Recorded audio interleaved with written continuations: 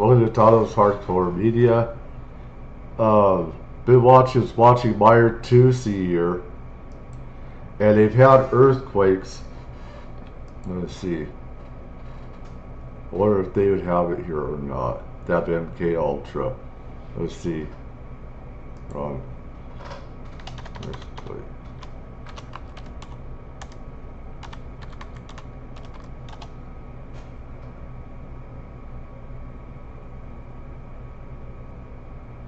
There it is. And I've been saying this for a long time. Trump is dumbass. He's been pissing me off. He's been lying to the American people about how this war has been going. Lying his fucking piece of shit ass off about it. Saying Iran has no navy, they're all sunk, they have no air force, they have no army, and this or that. Yes, they do. They do have weapons. They are rearming. Iran is rearming. I can remote view and see this shit happening.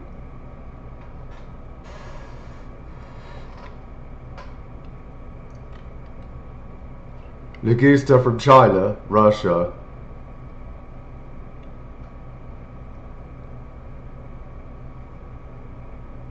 What was a 4 let's go over here to Meyer 2, President Trump is not going to launch a war. That was one of the tactics. There were a couple of other tactics as well, including on the day when the messaging was the exact opposite. And the Israeli leadership and the Americans said that they have important meetings the next morning. So Khamenei and the idiots decided to be brave. They were still underground, but just a couple of levels underneath his actual office, his compound in the center of the capital. And the bunker busters came. Boom, boom. They got taken out within 30 seconds. Idiots. So that's the only way they managed to get him. They had to trick them to think that, don't worry, today is not the day that strikes are going to happen. But obviously, it happened. So that's the reason. The tunnel network is huge. Having an earthquake underneath Tehran, strangely on a Taco Tuesday, seems pretty sus. Every Tuesday is Taco Tuesday. I think you missed on your tactical evaluation to see. Did you see those Toyota Tacoma Technicals? How are we going to get past it? I can't believe I missed the Toyotas. They love their Toyotas. The Iraqi proxies also, when they came to Tehran, they came in all these the Toyotas. It's so stupid. It's like the 1990s all over again. Armin is from Goldis. Yeah, I know Armin. He's a friend of mine. I asked you, where is the discussion group? I didn't ask who Armin is. I know Armin. He's a good guy. Starman is as useful as People Box. And Dave, Starman won't leave until Winnie the Pooh says he can. It's not up to him. That's not how British... I watched this guy get stuff on Iran and some of these other people. There's stuff that I don't like about... The only thing that I don't like about Tusi's channel. And I love the guy. He's too sexy to be on there. I should cover his face because he's too sexy. It makes me look bad. And I should put my face over his. Anyways, thing is, what I don't like about the channel is that they are too sided with Trump. Same with Goldie Gamari and her Iranian channel. And I think that will lessen unless Trump does something with Iran. I've been saying over and over that Iran probably will have nukes, that they could have already had it. There's earthquakes. One is 5 point something. Let's go back. Constitution works. Thank you. I saw a documentary, Deliver Us from Evil, on Prime about O'Grady, the Catholic priest. 2017, he was... What? Okay, I'll check it out. I didn't know. About the documentary, I know the actual thing. You didn't know the IRGC is testing their own Metal Gear that caused the earthquake. Okay, let me just check. I think the latest is still 3 earthquakes within an hour or so. an hour. which is a little bit doesn't just sus, happen. obviously. And I think we are expecting some sort of reaction from the Islamic Republic state media about Yes. these earthquakes as well. We have a statement from Esmail Baghai from the Foreign Ministry in the Islamic Republic. He's gone on a rant that this is a war between those decisions that are shadowed by moral compromise and those who act with a clear conscience. We must choose. Do we accept the world ruled by modern slave masters, arrogant and unaccountable, who govern through coercion, lies and extortion? Or do we stand for a world grounded in respect, justice, peace and human dignity? Well, You should Islam. stop talking about my role playing. Is he drunk? That's the spokesperson for the Islamic Republic Foreign Ministry, Esmail Baghai. I think he's drunk. Interesting. Anyway, we shall wait for the latest reaction, of course, from the IRIB, the Islamic Republic This State is about Media, on done this to with figure it, out more actually. information. As I said, become a member today. Maybe back, but let me see here. One was preliminary was 4.5. Let's go here. This is around Tehran, and like Meyer Tusi was saying, they have large underground areas in Tehran.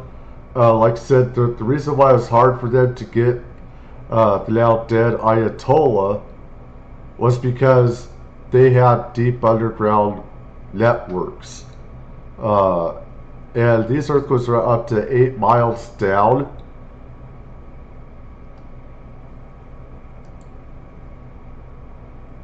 Reuters, a major active faults around Tehran.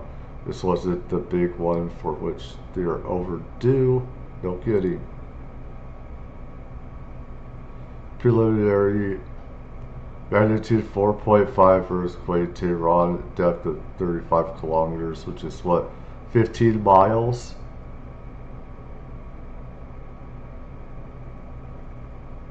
Is it? This does worry me because this was an hour ago. Let's see, 2 aftershocks, 4.0, 3.4. They say it's an earthquake, but some of us, like with Martusi, I hope they're earthquakes, but I believe that it could also, I hope I'm wrong, but I think that they could be nukes. I hope I'm wrong. I could be wrong. I hope people can say that I'm wrong.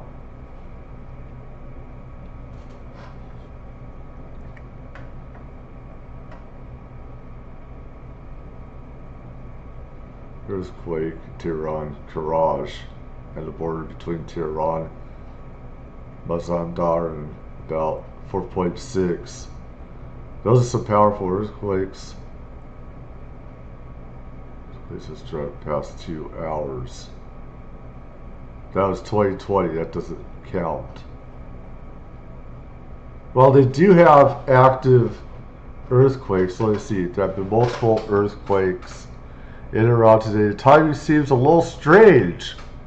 What do you think is caused? No, I don't know. I think that this is man-made. I think that could be nuclear tests.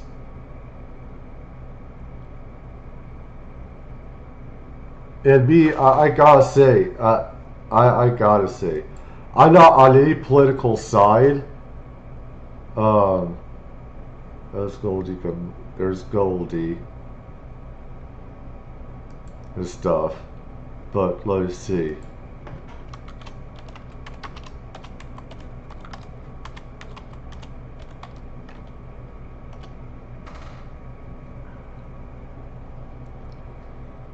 That was 2 months ago. I don't know, YouTube is not good. They give me the crappiest results. Whatever I put in, they give me the crappiest stuff.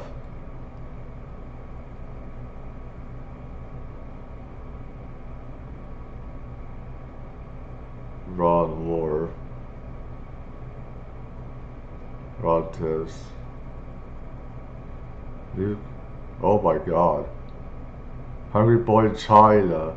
Undeterred. That takes a lot. That takes a lot of. Anyways. But anyways, I mean,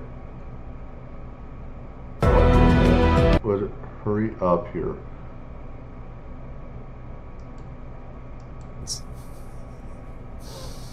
Did they really kill 38 to 42,000 of their own? I would still go with probably around 50,000 to 60,000. So we're probably around 50,000 people, because any estimate that comes out of Iran is you have to multiply that number.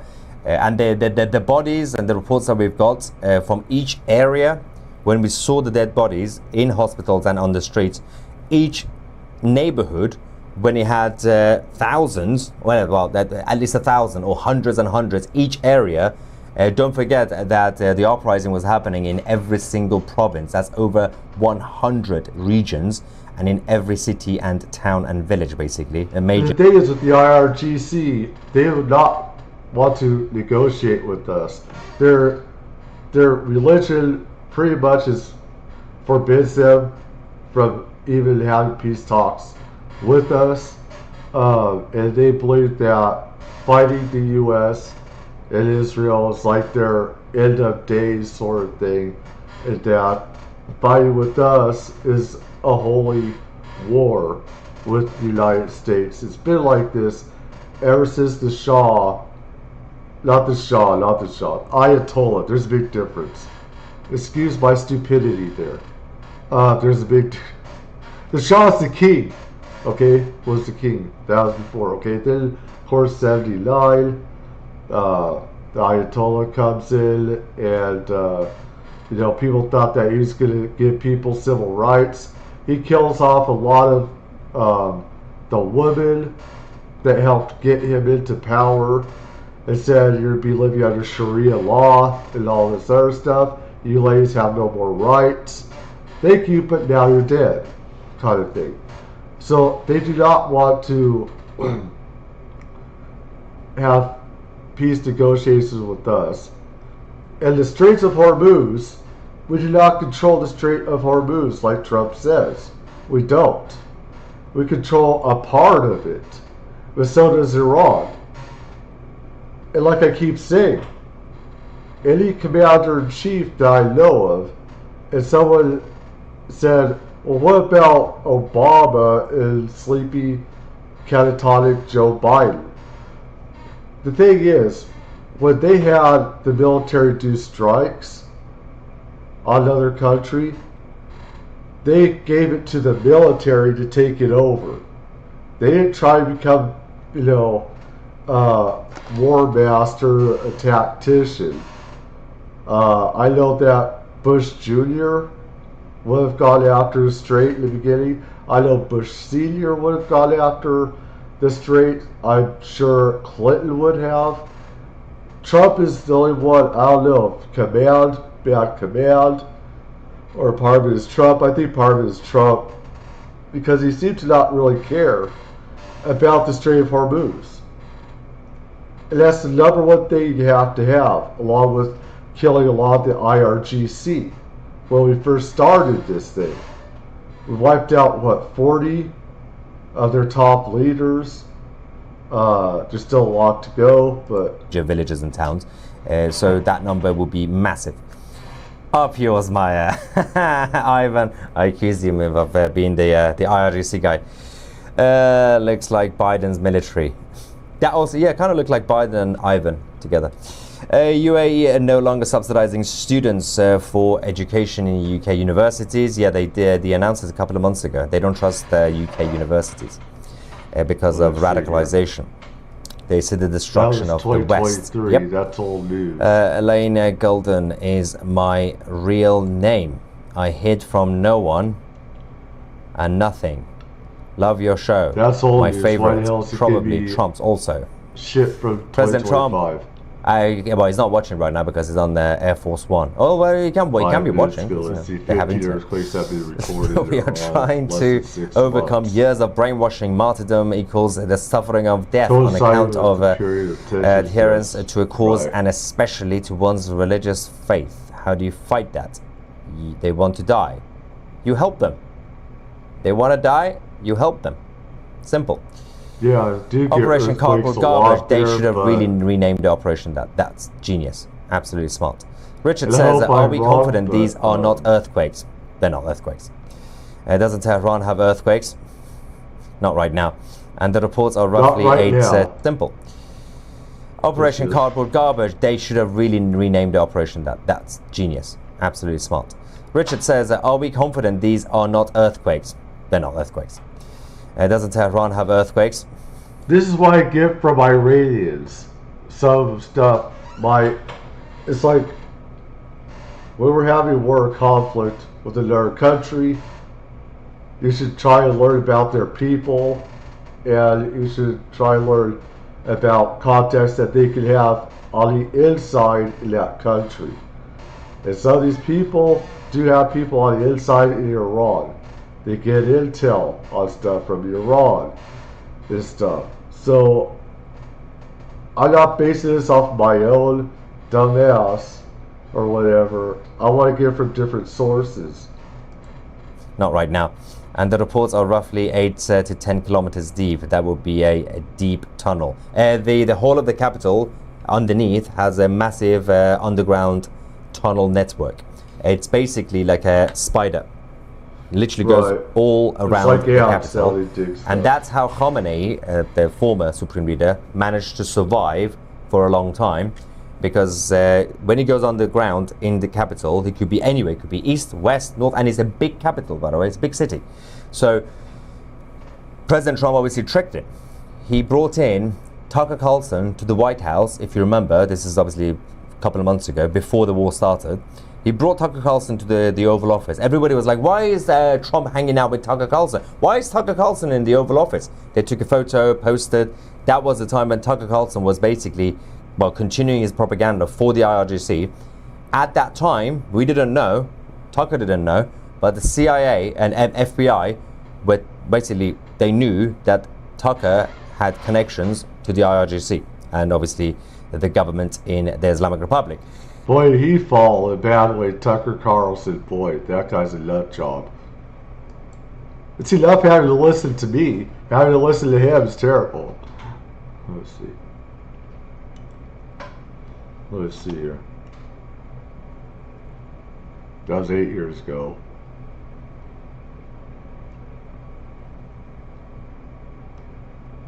This is how bad YouTube is. They have stuff from 8 years ago.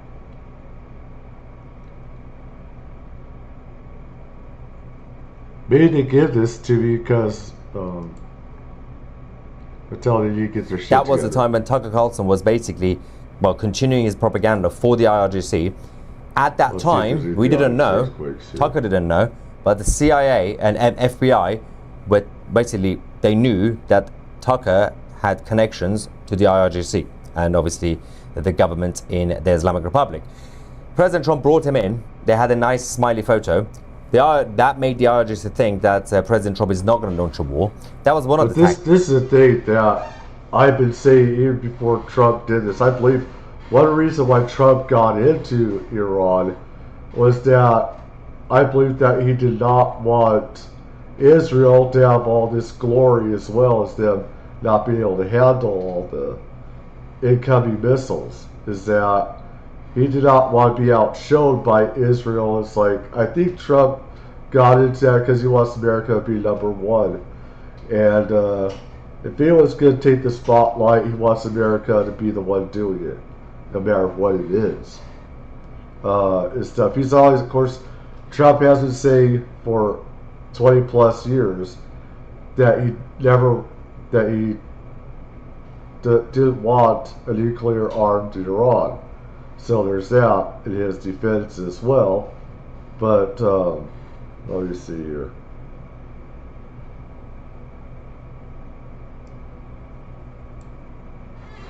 I want to, let's see, let's go here, UFO stuff. I'm also going to be... Transparency is everything. And I think with these earthquakes, though, even Meyer Tusi, where his father lives in Iran, and he knows that area about with earthquakes, and those people do as well. So, you know, the earthquakes are they detonating nukes down under? And I've always said that Trump needed to get in there sooner, that they didn't get the job done from the get-go, as they lied and said that they had taken them out. They didn't take all their nuclear stuff out. There's still that nuclear site that the Russians are working at, that's by the Persian Gulf. And the Russians are working in there. We should have blown that place to bits, you know, a while back, even if the Russians were there, you know. So when it comes to transparency, the story that is absolutely leading the way isn't Epstein. This is Chris Cuomo Project and Jeremy Corbell. 46 videos the government doesn't want you to see. There's a lot of stuff on UFOs that I've been seeing in my experiences, so it's UAPs. Talk about later. Once laughed off as the stuff of comic books. Now we know that there are multiple intelligence programs that have been going on for many years, spending hundreds and hundreds of millions of dollars, working with our special operators within the military. Oh, sorry. The remote viewing part, okay? There's some stuff that I can see that it's like if I'm in tune to a certain area, and even some of my girlfriends, sometimes I've been able to remote view them, see what they're doing, how they're doing, if there's that connection. I'm not as good as other government ones, but I could it's like I've been able to see Iran getting arms from Russia and China. It's like this is what I'm seeing in my mind. And other people, it doesn't take a remote viewer to know that either. And that they're rearming, and that we went through a lot of our munitions reserves, and I believe we're trying to restockpile from what I've heard. I don't know how true that is.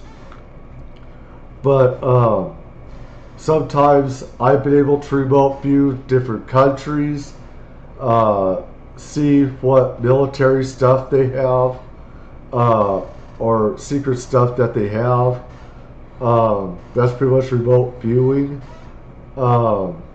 So if you're in tune to a lot of stuff, I don't know. It's kind of, it's weird way, but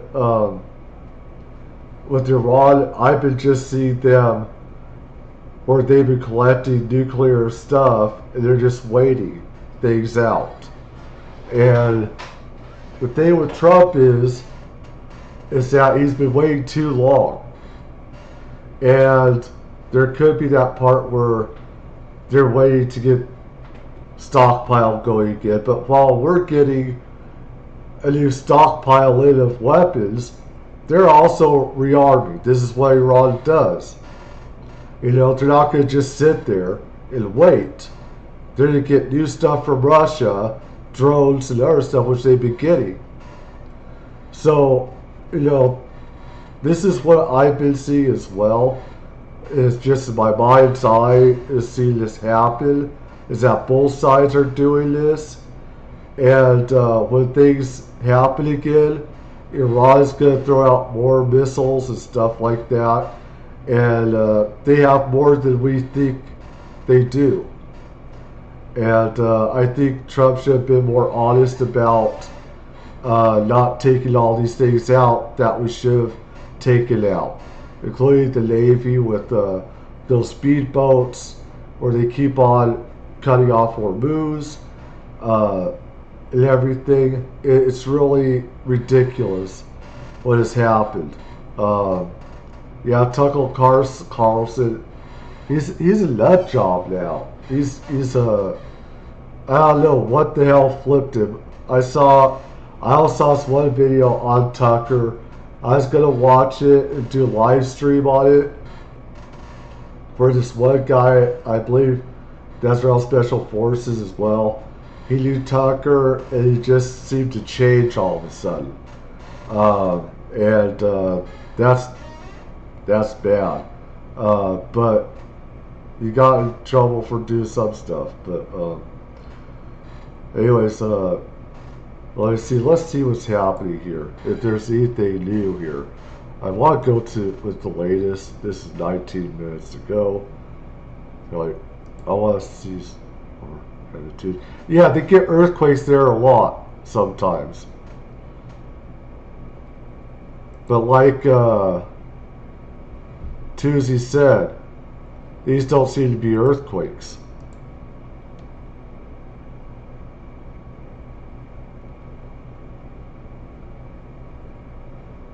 Yeah, they are.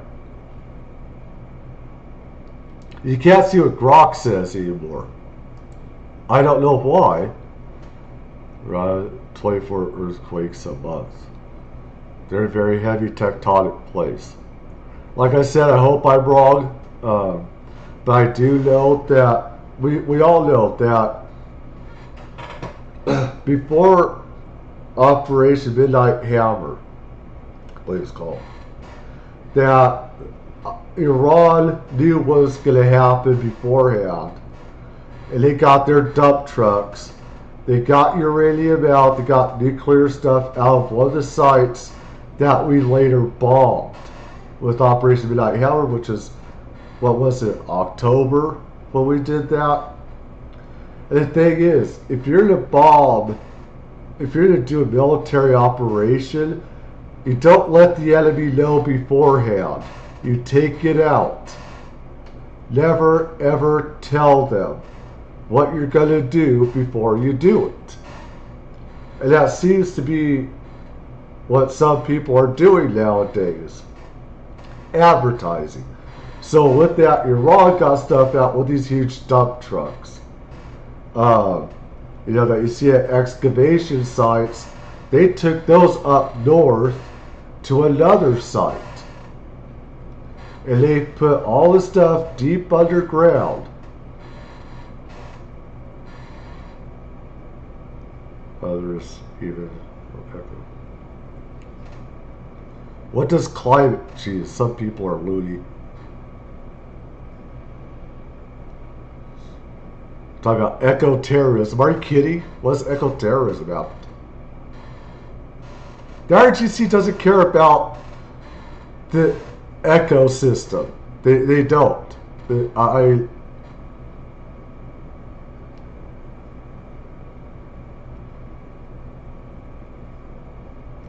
Consecutive, yeah. I want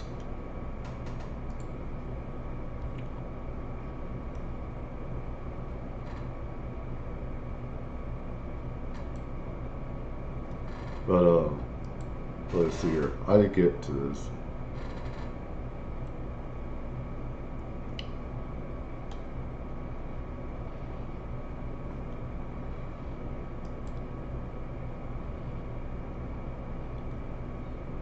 Let's see here.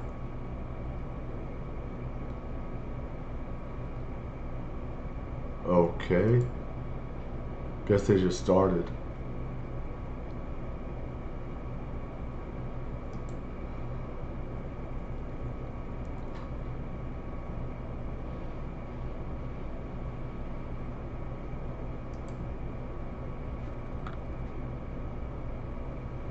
Be very interesting because I think that Trump's been resting on his laurels too much. And I don't know if it's just me, I would have, you don't tell the enemy. You're gonna say, hey, if you don't stop doing this, I'm gonna bomb you guys right here, right there, whatever, you don't let them know. Never tell them what you're going to do before you do it. Anyways, let's go to this 46 UFO videos the government doesn't want you to see.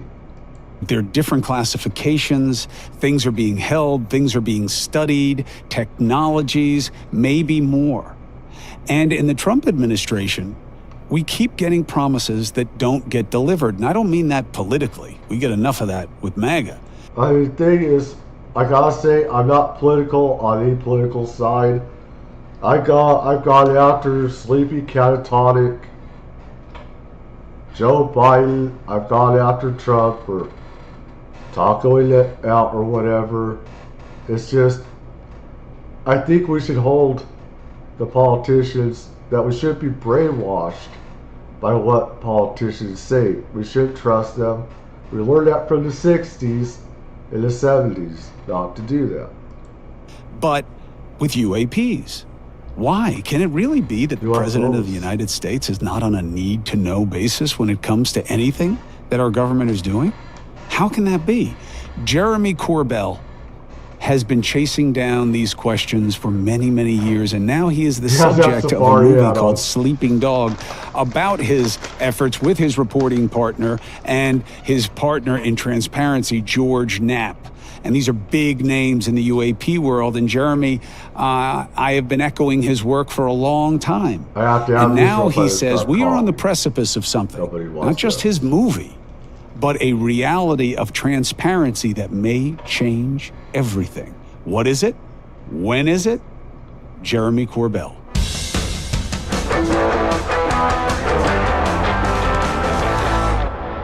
It isn't cowbell. All right, so it's hard for me to do this the right way, Jay, because I want to talk to you about Sleeping Dog and what it means to you to have the story of your pursuit coming out. But I do want to ask you about the news hook that we have right now, this latest expectation from the White House, from the president, saying, yeah, I told him release a bunch of stuff. I feel like they keep saying that and it keeps not happening. What is your sense about whether or not that's been the case up until now and whether or not it'll be different now? Basically, what you're asking is, we've heard this before, they're releasing the files, president's like, yeah, let's definitely release the files, right? Look, man, I'll break this down for you. George Knapp and I gave them those 46 file names, the ones that Rep. Luna made public, but we gave them a lot more than that. So as journalists, we obtained all these file links for them saying, here are UAP filmed by our military. We know where they are. Here's the servers they're on. Like, this is what the public wants to see. This goes back decades and decades and decades of secrecy with this stuff, and nobody's debating that anymore. We've learned they've been studying UAP. Every single intelligence agency is studying it. If you look at that list, Chris, if you look at what Rep. Luna asked for, video number 2, you'll recognize. That's the last video that George Knapp and I released, instantaneous acceleration.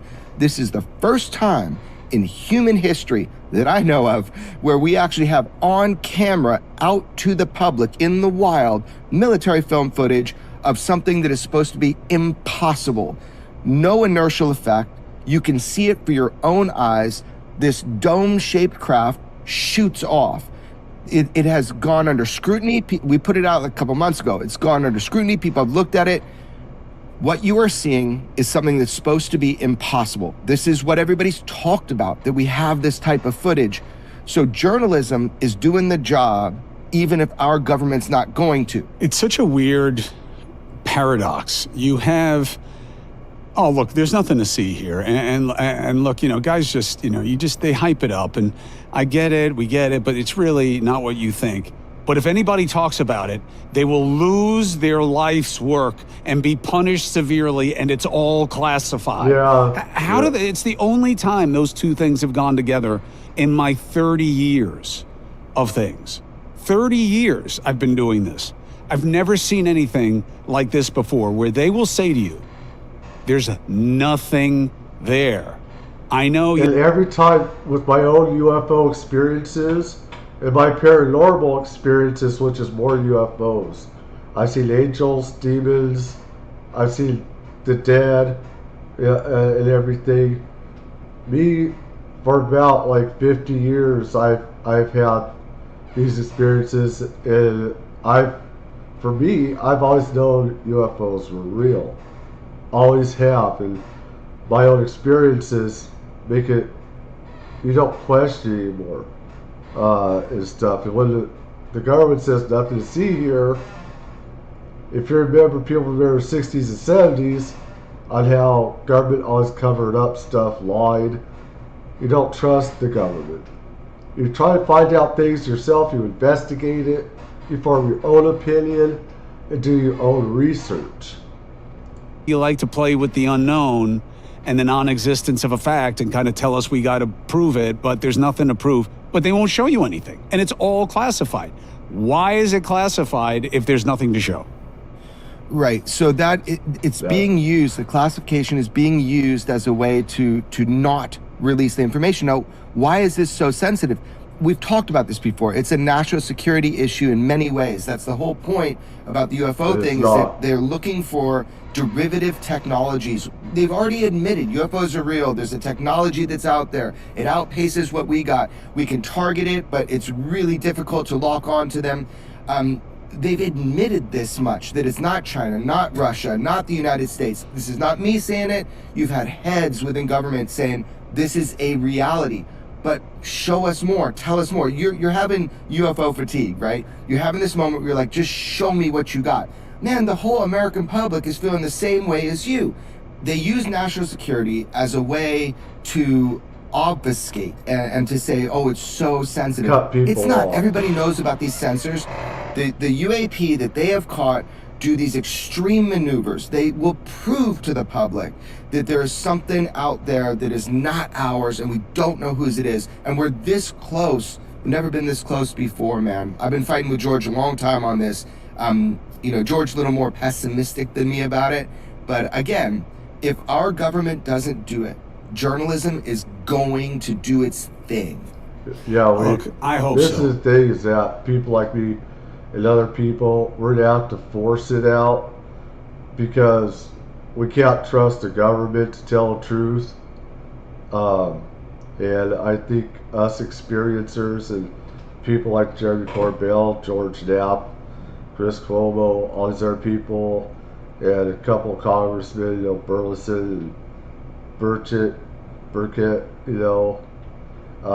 to have to force it out, and just have people word of mouth. Excuse me, that lasagna.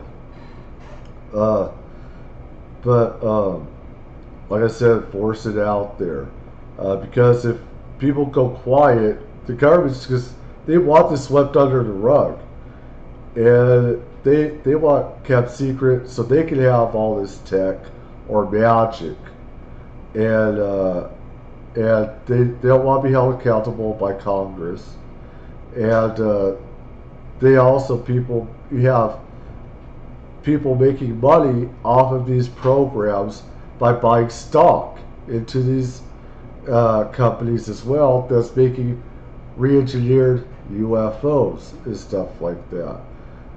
Plus there's a lot of crime, human trafficking that's being committed with this and other stuff. So because it's just, to me, it's just fundamentally wrong from a transparency perspective that no matter what the level of speculation is, it can't be a national security threat and be a nothing burger at the same time. And I don't like how they belittle the curiosity in this. Now, the media has caught on. As you know, thanks to you and other satellites in this universe, News Nation became a hub for this reporting, and we took a lot of shit for it, which is fine. I mean, it never mattered to us. But now they're all doing it, which is fine. It just hasn't changed our reality yet in terms of the level of transparency. And I will correct you on this. I don't have UFO fatigue. I have Epstein fatigue.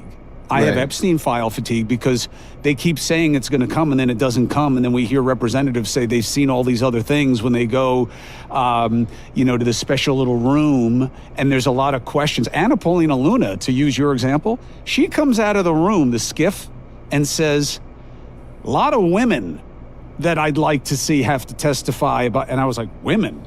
We're waiting on men. And she was like, yeah, and I'm a young woman, and I'm telling you, there are also women here that I want to talk to about their role.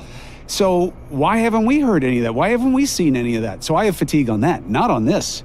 I haven't gotten enough to have any fatigue. I don't have any sense of what I'm even dealing with. I don't even know what I'm talking about. Am I talking about craft?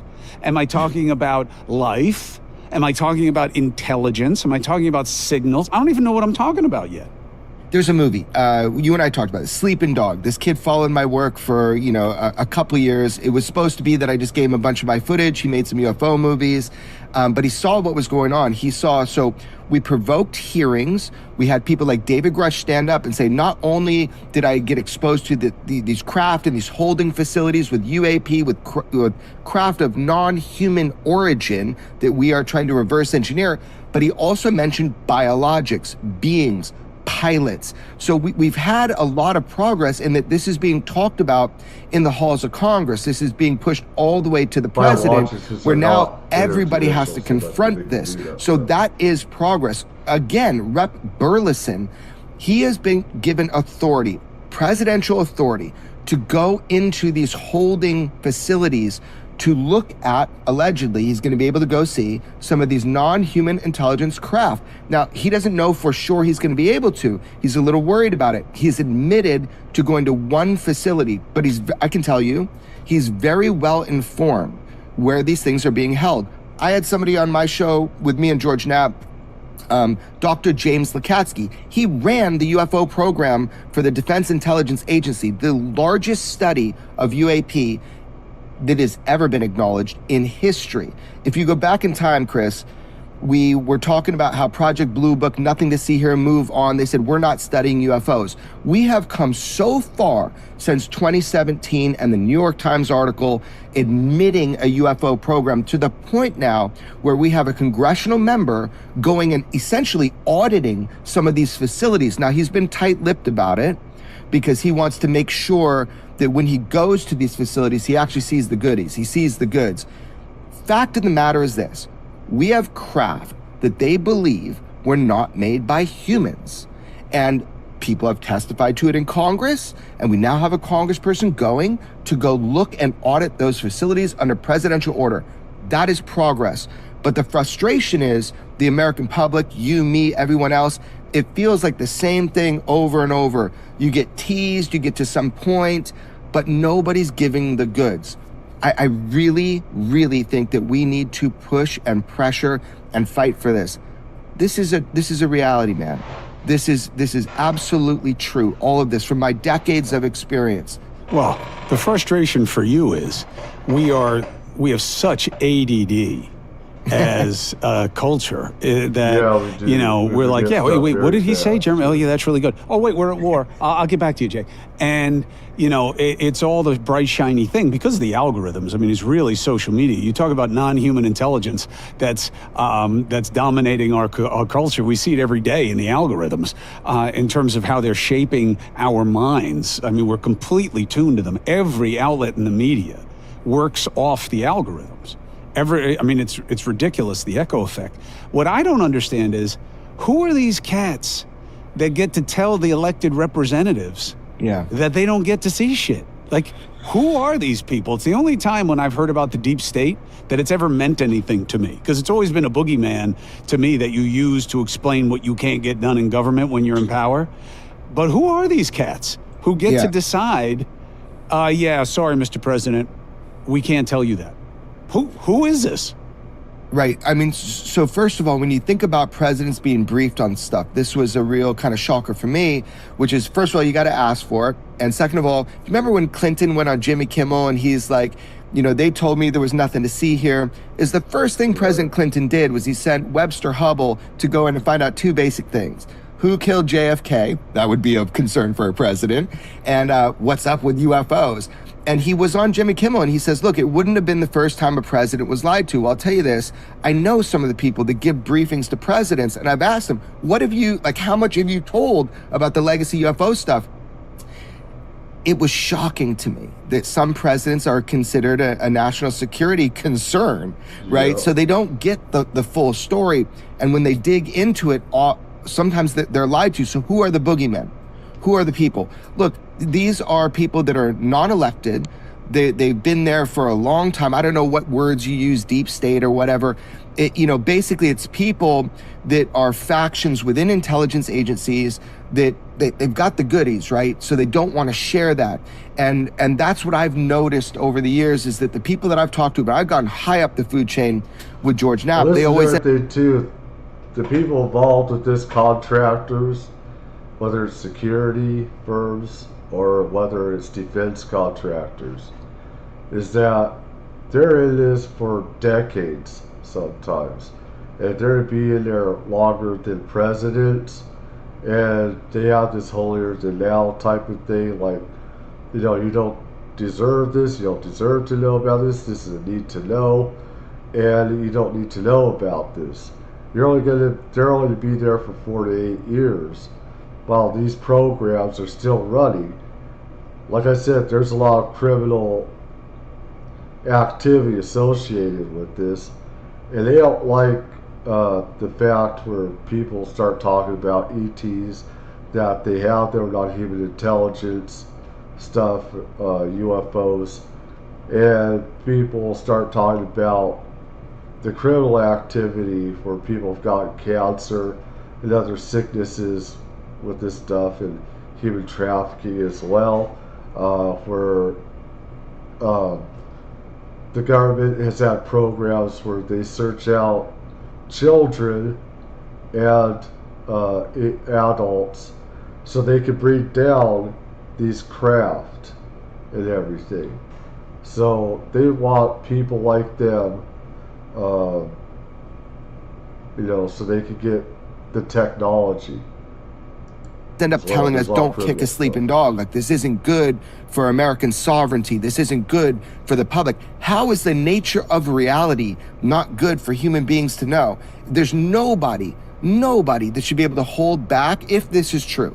If the UFO thing is true, and we have beings that are operating craft that are not from planet Earth, and there's been a presence observing humanity for decades, that's what we're talking about. If that's true, it's nobody's right to hold it back. But you're asking, who's the boogeyman? And I think, the ultimate answer to that is in these protected programs, which are basically unacknowledged special access programs.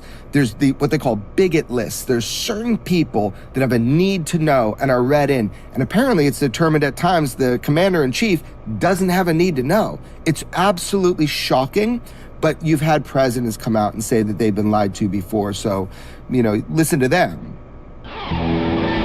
Support for the Chris Cuomo project comes from Cozy Earth. Look, I dig they work real well as house shoes. I love the bedding. That's great. You have house on shoes. The personal level, exists on the community level. Like in your dealings with the people in your neighborhood that you work with at home, that there's truth, there's trust.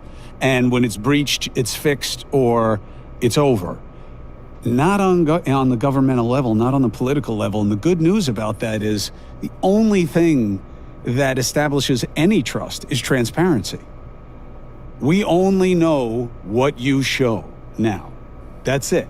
It's just like, I joke all the time that politics has become just like fishing. I don't want to hear what you caught. I don't want to hear it. Send me the photo. Send me the photo, and then I'm going to put it through my AI tool, make sure that Jay didn't sneak it because he doesn't want me to know where he was. And that's it. That's all I'll accept. So that's the good news for you and the vanguard of people who are trying to bring truth to this situation, is that everybody believes they will not trust what is said, only what is demonstrated. That's good news for you. Now, tell me this. How do they catch these things if they're so fast and we can't understand how they do what they do? How do they catch them? Yeah, so there's a really great video that George and I obtained and released, and everybody should look at it. It's Syria 2021 UAP was the title. And what they're doing, they call it like passive capture a lot of the time, which is where these things just move through our great sensor systems. So from satellite to, war fighters that have like thermal sensors on their planes, something will come into view or kind of dogfight with the thing, and they'll capture it just on their gun camera footage, or sometimes really great. It's called full motion video. It's a layered system of optics. What you're seeing in that video is thermal. So when you look at Syria 2021 UAP, you're looking at thermal imagery. It was caught by a Reaper drone. It wasn't a passive capture though. They actually got a weapons grade lock on it, and you can watch the video for yourself. So there's this thing, it's shaped like a mushroom. It's a dome with a little appendage on the bottom. And this thing, as that Reaper drone gets a weapons grade lock on it, it like notices, and you can see it kind of bank a little bit to the left and then shoot off with an absolute impossible speed. What I mean by absolutely impossible, we've had people forensically analyze this. Instead of slowly moving to acceleration, this thing just goes instantaneous acceleration. The inertial effect of any occupants within this, even the skin of the craft itself or whatever this is, it would explode because of the instantaneous acceleration. So they've got an active lock on this thing. They're watching it. You can see it for yourself. And as soon as that lock gets really good, the thing shoots off and banks to the right. And it's in thermal, which is a heat signature. So it's better than like an iPhone or something like that. These are weapons platforms, millions and millions of dollars to create these sensor systems. That's what you're seeing. I think that video is so unique. It is what the public has been asking for. They say there's 5 observables with UAP, which are these extreme movements, low observability, all this stuff. You actually get to see one, man. Yeah, I mean, I saw it when you released it, and I was just watching it while you were talking about it again. Yeah. Now, here's the interesting thing. We're talking about technology we don't understand, right? Right. And a lot of the proof that comes out that they need to tell us more about this, because look at this, what is this, how do you not, they can't explain this. Now it's all affected by people's suspicions with AI. So right. We want to see things that we don't understand because of how intelligent they are, but what we get, people dismiss because they believe it's fake. Okay, but there's a difference. So anybody can create, and this is something we saw coming from a long time ago, me and George Knapp. It's just like, you've got this footage and anybody can create anything now. I get that. But we're talking about military film footage that is in an archive that was filmed on these sensor platforms. Congress can go after them. It has a pedigree of reality compared to a lot of this stuff you see online. So the signal to noise is going to increase because of AI, because of people's ability to create any visual imagery they want. But when you're talking about military filmed footage, you've got a whole history of ownership of this footage. You've got pilots like Commander David Fravor. It's not just like you have a piece of footage. This dude chased a UFO for the United States military in 2004. Commander Chad Underwood, he's the guy that actually filmed it on the thermal platforms. You have people, pilots, coming out from their real world experience talking about the footage that you're looking at. It's very different than just seeing a piece of footage online. That's why George and I focus on these leaks, these military filmed leaks. Lou Elizondo is a comrade in your cause.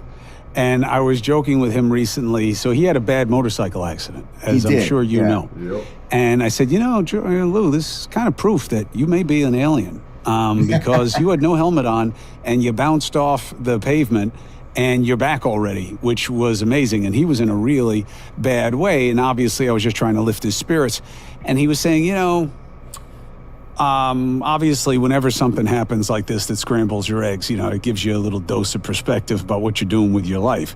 Right. And it has made him feel recommitted to the fact that this is just wrong, that the people are out of the loop on this, because a lot of this, whether it's just simple technology or its connection to something else, that matters more than technology, the American people have to be involved with the directional decisions and the choice structure about what we do about this and with this. And that's what bothers me most about it, is that, one, just from a transparency perspective, I don't think the government deserves the power that it's using and exercising here right now. I don't think that they've earned that recently. I mean, the government, as corrupt as they are and everything to protect themselves from criminal prosecution for different sorts of things, is that I know that with these contractors that are making these reverse engineered craft and stuff like that, they want it controlled. They want just military purposes and weapons. It's like how boys like their big toys and stuff like that, and they don't want to share. The thing is, it'd be nice if we could go to these other galaxies and, planets and stuff like that, where they have Lockheed Skunk said we now have the ability to take ET home and everything, and they just want to be like gods to us and keep us imprisoned here on this planet, and they don't want people to know about people having psychic telepathic abilities, when some of the ways to control these craft is to do it psychically, telepathically, stuff like that. So they don't want people, they want to control all these people in every way and having these abilities, because the government can't control people having all these psychic telepathic abilities. They can't control that, like, say, the internet, where they can look at our data, they can see what we've done on our computers. They have huge data centers here in the US where they can go through all of our information anytime that they want. But doing it stuff telepathically, psychically, they don't have all that control, and the government's all about control and stuff like that. So, second, what do you do with it is not up to a group of people who weren't elected. And that's my big concern. That's why I've been such a champion of your efforts, is not necessarily about the conclusions, but about the decision tree. Right. And what has popular support and what doesn't. Because I don't believe in this Big Brother thing. I don't believe that there are minds that are better suited to decide what direction our humanity should take. I think it's got to be put to the people. That's why I want them to have the information. Yeah, I wrote something a little while ago about this. Like, there is a path forward. I had comms teams within the Pentagon reach out to me and George and say, so if we go forward with this, how do we communicate this? And I'm like, it's very simple. There's 5 steps. It's all based on radical honesty. You got to be honest with the American public. The jig is up. People know. They know that there is a there when it comes to UFOs and UAP. We need formal admission of the known facts. We need formal admission of the unknowns. We need a formal acknowledgement of the UFO presence and reality. And also, we must be given preliminary definitions, determinations, and the explanation of why this has been covered up and what the global defense concerns are. So I gave him this kind of outline of, these are the things you need to do if you're coming forward with this. Now, look, the first step would be if the president releases the 46 videos that Congress is requesting. It's really simple. Allow the American public, the scientists in the world, to analyze and look at this. It's really not a hard move. This is a different era that we're living in now. People understand that this is an issue. It's just a matter of time to tell the truth. How close do you think we are to critical mass within Congress? I mean, it used to be none. Now you probably have like a dozen that have a straight face on when they talk about this stuff. And I got to tell you, in a way, Epstein and a lot of other shit has helped, because people are just like, look, just put it out, because nobody wants to hear our explanations right now. Nobody believes anything. Nobody trusts anything. Just put it out. So I think that's helped. But where do you think you are in terms of critical mass? We've been at a good point at critical mass. That's why you're seeing these congressional hearings. That's why you're seeing Rep. Burleson go to these bases. That's why you're seeing Rep. Luna write down these 46 video file names and say, we want these released. That's why the president ordered to have this congressional oversight committee that Rep. Luna is running. We've reached a point of critical mass where it's time to put up or shut up. And again, if our government doesn't do it, journalism is going to do its job. I kind of feel the same way in a way. And again, only because with Epstein, it's stuff that they say they have that we want. That's the only analog here. There's no other. But the survivors, there's all this onus. This is big. For me, I don't claim to be a journalist, though. I say that some stuff that I do is like what press would do, but I put my own experiences or thoughts into stuff. When it comes to UFOs, the paranormal, I'm an experiencer, meaning that I've experienced this stuff firsthand, or know if other people have been around this stuff. So for me, it's not about. It's very personal to me, because I've experienced this stuff, and I still do. I have, contact with these ETs that have been around here, go one area to go to another, and stuff like that. So, they didn't like where drones and other stuff could be watching them, so sometimes they have to move other places. Anyways, I need to shut up about that. It's on them. Say the names. But I get why they're spooked. One, they say, well, we did say the names, and we're worried about what's going to happen. And when other people who have more power than us seem worried about it, then we're more worried about it. And we don't want to have to own it. We want them to own it.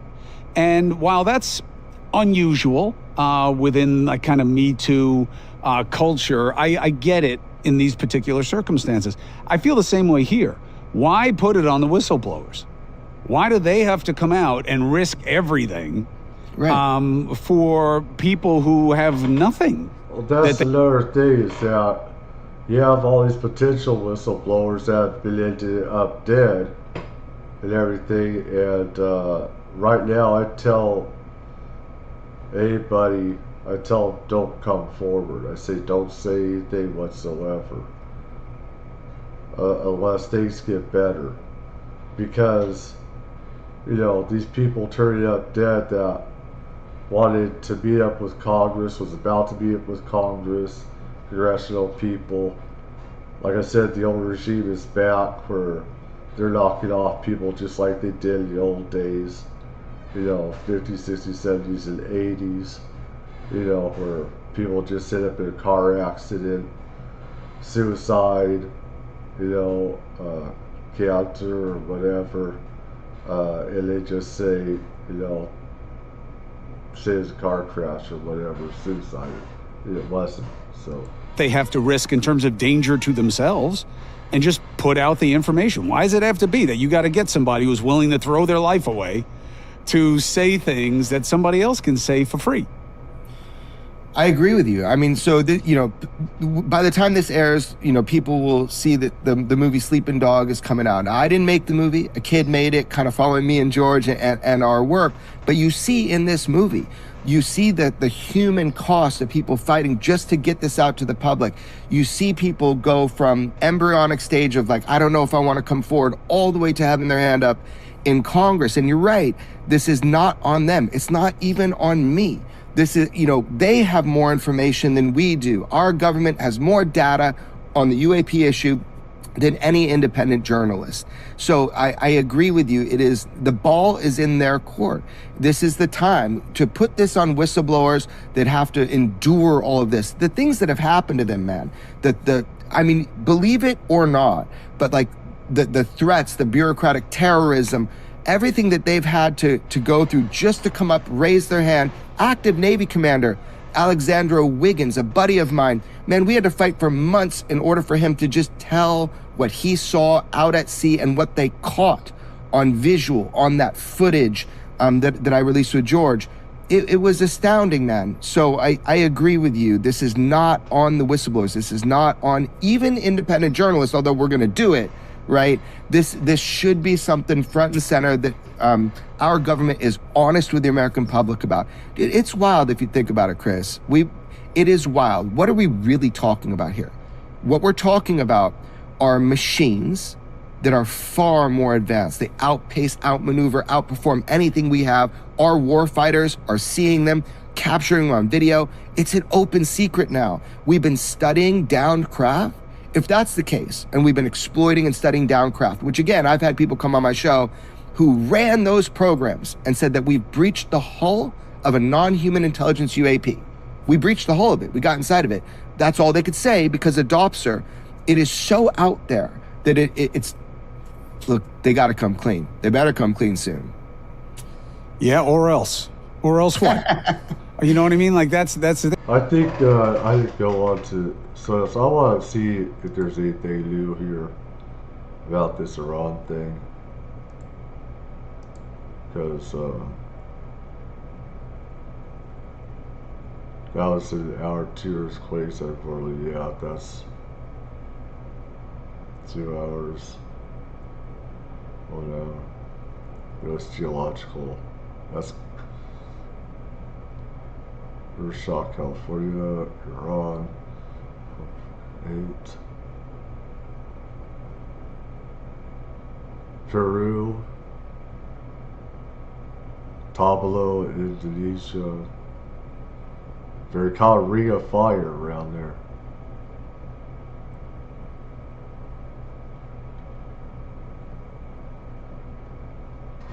I just want to really, I don't know why I put it in Iraq. I type too fast a lot of times. Let's see.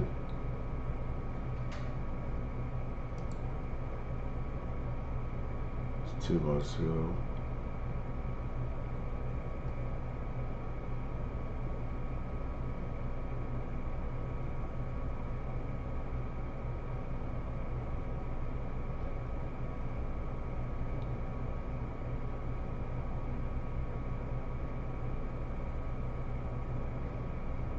These sites are like tabloid stuff, and they just have old stuff recirculating on there.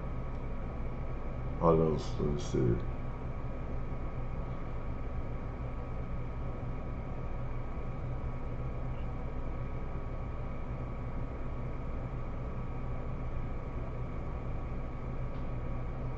Yeah, there are bases.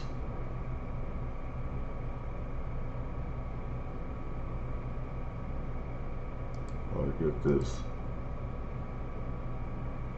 I want to, but I want to get here. But something that I really want is to, let's see.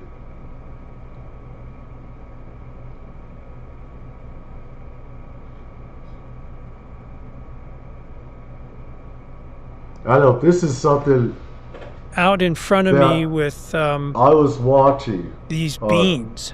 From a Jesse Michaels, shout out to him. These guys about UFOs and stuff like that. I was watching this late at night, and of course, I know that there's bad ETs out there. There's good ones, right? Crazy thing is, the light that I have in ceiling fan, it reminds me of a UFO that's like trying to abduct me or something. So it's hard for me to sleep sometimes with that stupid thing in there. But I was watching this, right? And they're talking about what had happened. And they said that they shined a light at the UFO. This is something that you should not be doing. If you're alone and there's this craft out there doing surveillance in an area, don't shine a light at it, because it could be bad extraterrestrials. It could be. How do you know? You'll get that psychic feeling. But I don't want people to just, this was their mistake.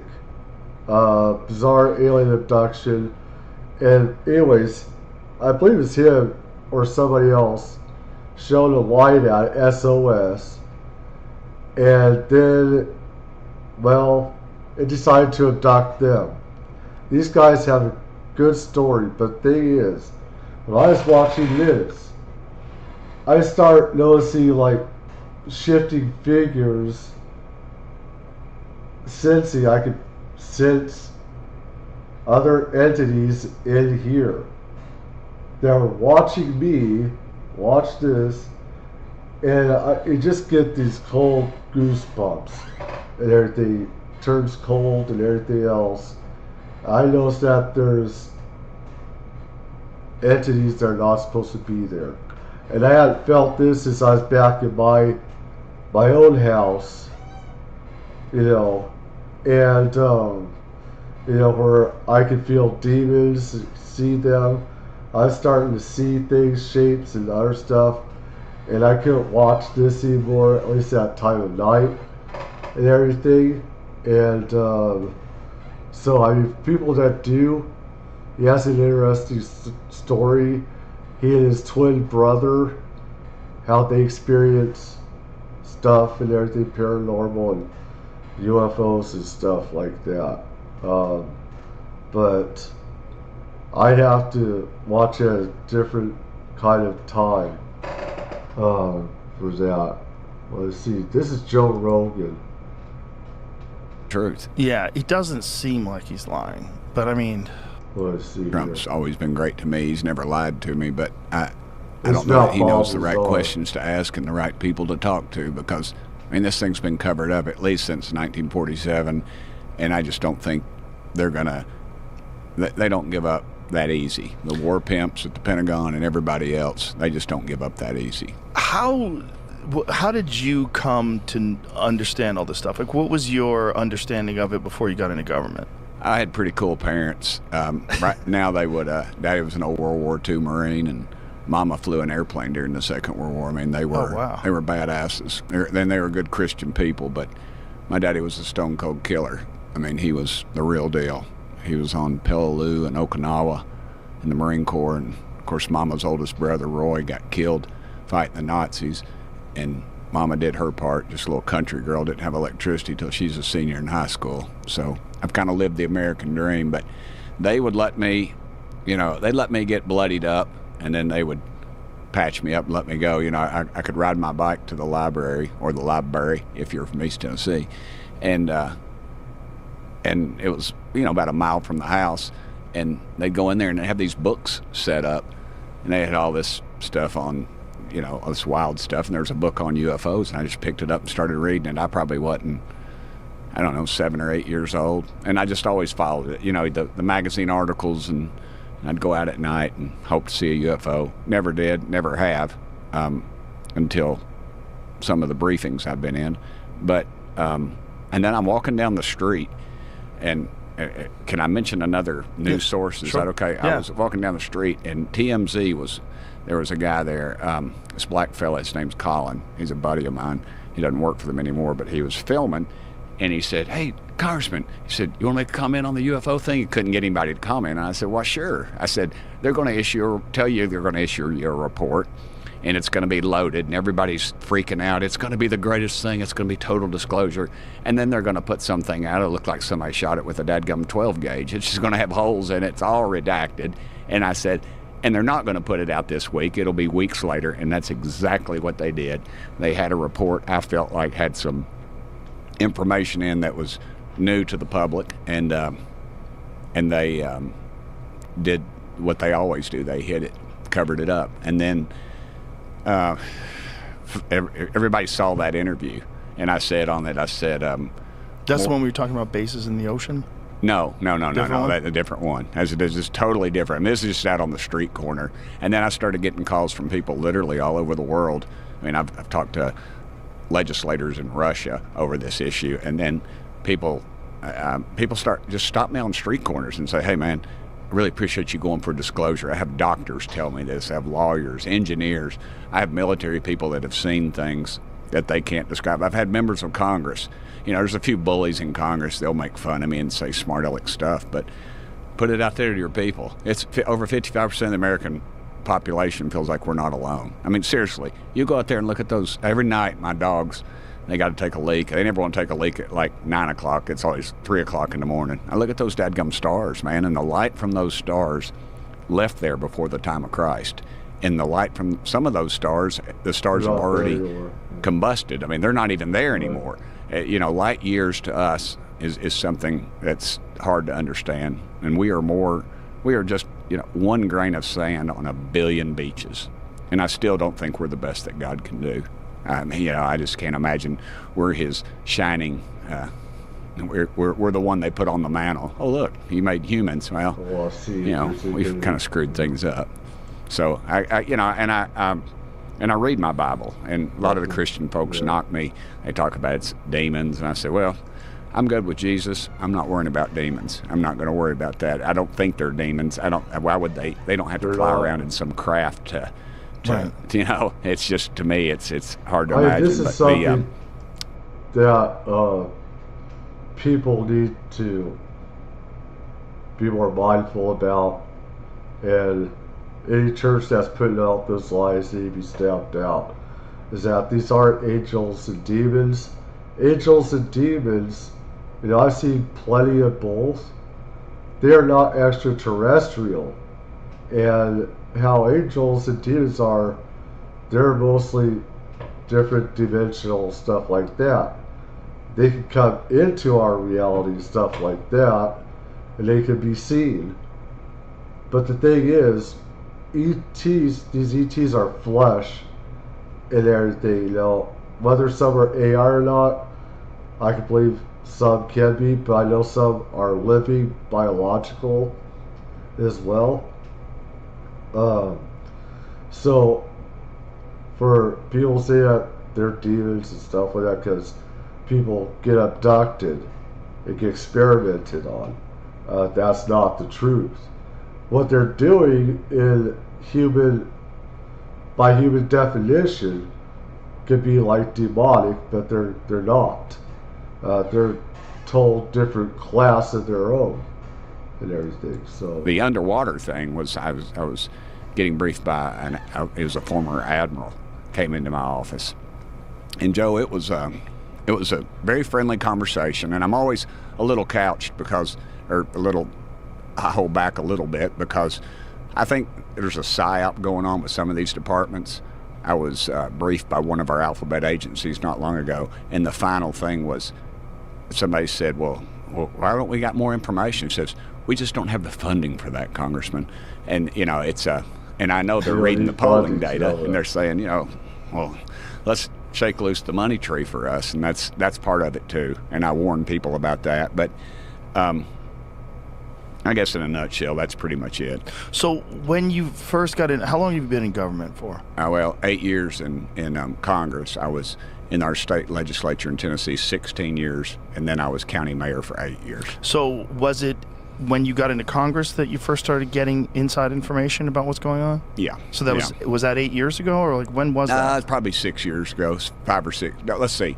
It was during Trump's first administration, so it would have been about 8 years ago. And do you remember what it was? Do you remember how you were introduced to it? Yeah. We just raised total hell about it, and then why? Because it's a cover-up. Nobody would give us information. Well, what made you think it was a cover-up? Why did you think there was information? I guess I just don't trust the government. I've been in government most of my life, and I just don't trust it. I understand that, but like, was there something that led you to want to pursue this particular subject? No, just it kind of pursued me. After I did that TMZ interview, people started calling me, and then people would, I would get phone calls from people. Right, but the TMZ interview was fairly recently, right? No. No, it wasn't? That was one that's what started it all. It was 7 or 8 years ago. I'm sorry. Okay. I didn't explain that very well. But you had an interest from the time you were a child, and Correct. Then getting into government. What was like the first introduction where you had an idea that there's something going on? When I started asking questions, and we just get to run around. Like what kind of questions? Like, what is this? Where are you seeing these things? And we would get people. I had an interesting meeting in my office with some people that were nationally known, and they came by to see me, and they just wanted to talk to me about it. And I was, and they started telling me things. And then I had a group come to my house. I said, y'all just come by the office in D.C. and we'll talk. They said, we don't feel comfortable doing that. And they came by the house, and they said, can we hook up to your television? And I said, well, sure, and they hooked up the computer to it, and they were showing me objects that were flying and granted, I'm not an astrophysicist by any stretch of imagination, but they were showing me things that were flying at speeds that were just, that nothing compares. And the angles that they were taking would literally, and I've said this before and it grosses people out, but it would turn you or me into a ketchup package. I mean, you go this way and then boom, you're going this way. And we have no capability of any of it. And now I've been briefed so many times from different groups. We scrub missions because these things are out there. And then we tell everybody that's involved to keep your mouth shut. And then if you're a pilot and you come back and say, hey, I've seen this, you immediately pulled off the flight line. I'm not a pilot or military person, but flight line is what I call it. They're not able to fly, and they're given a psych evaluation. And they're given an 8-hour, they call it a debriefing. I've been told by some of the officers that have been involved, it's really just an interrogation. And then you got that hanging on your record. And so it influences them to stop asking they just questions. Keep their mouth shut. I literally had a guy tell me, Joe, that he said his recorder, it was an older style plane, and I think he said it was close to his right knee. And when he got that on his recorder, he started smashing it with his right knee to discombobulate it, so that it wasn't even, because he didn't want anything. He did not need it. He saw it. He didn't need it on his record. Even if he saw it and it was on a dadgum tape, they drag you in. And a brief by Matt was told that some pilots had seen some things, and they had some photographs. And so we go down there, and again, we go in. I told Matt, I said, Matt, they don't give up this stuff easy. We're going to go down there, and I have a bad feeling they're going to turn us out. Well, we went down there, and Joe, they briefed us on some very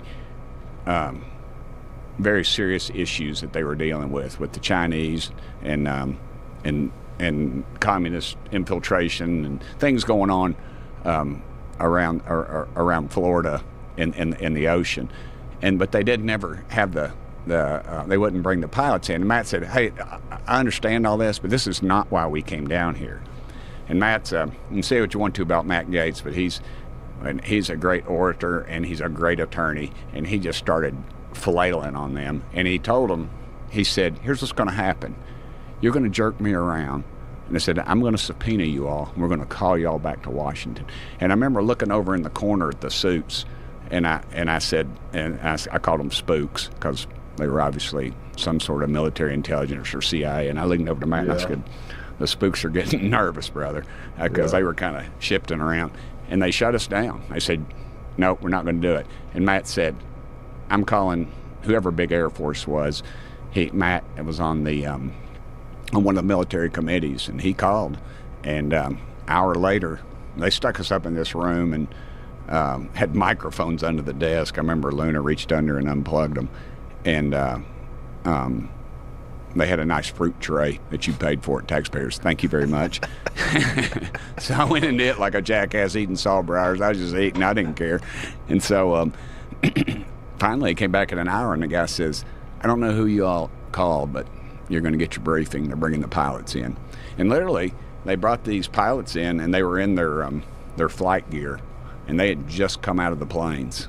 And they were the ones, and they described things, and it's been reported now. It's been reported in public, but it was these craft that were hovering for extended periods of times and could shoot straight up at incredible speeds that we don't have capabilities of doing. And those are the kind of thing. And two, this was military people. These were top people. These are like the equivalent, not, they just some of our top people. And I know folks are going to say, well, it's probably the Russians. Well, if it's the Russians, dadgummit, they wouldn't be tied up down in Ukraine for how many years? And Putin's such an egomaniac, he'd fly a saucer to Pennsylvania Avenue, get out and probably wrestle Trump in the front yard or something, bare-chested, ride a unicorn or something, I don't know. If it's China, they'd own us, even more than they are. Yeah, I can see. And then people say, well, it's ours. Putin riding It's ours. unicorn. They don't want to release it. Washington, D.C., yes. Think about this.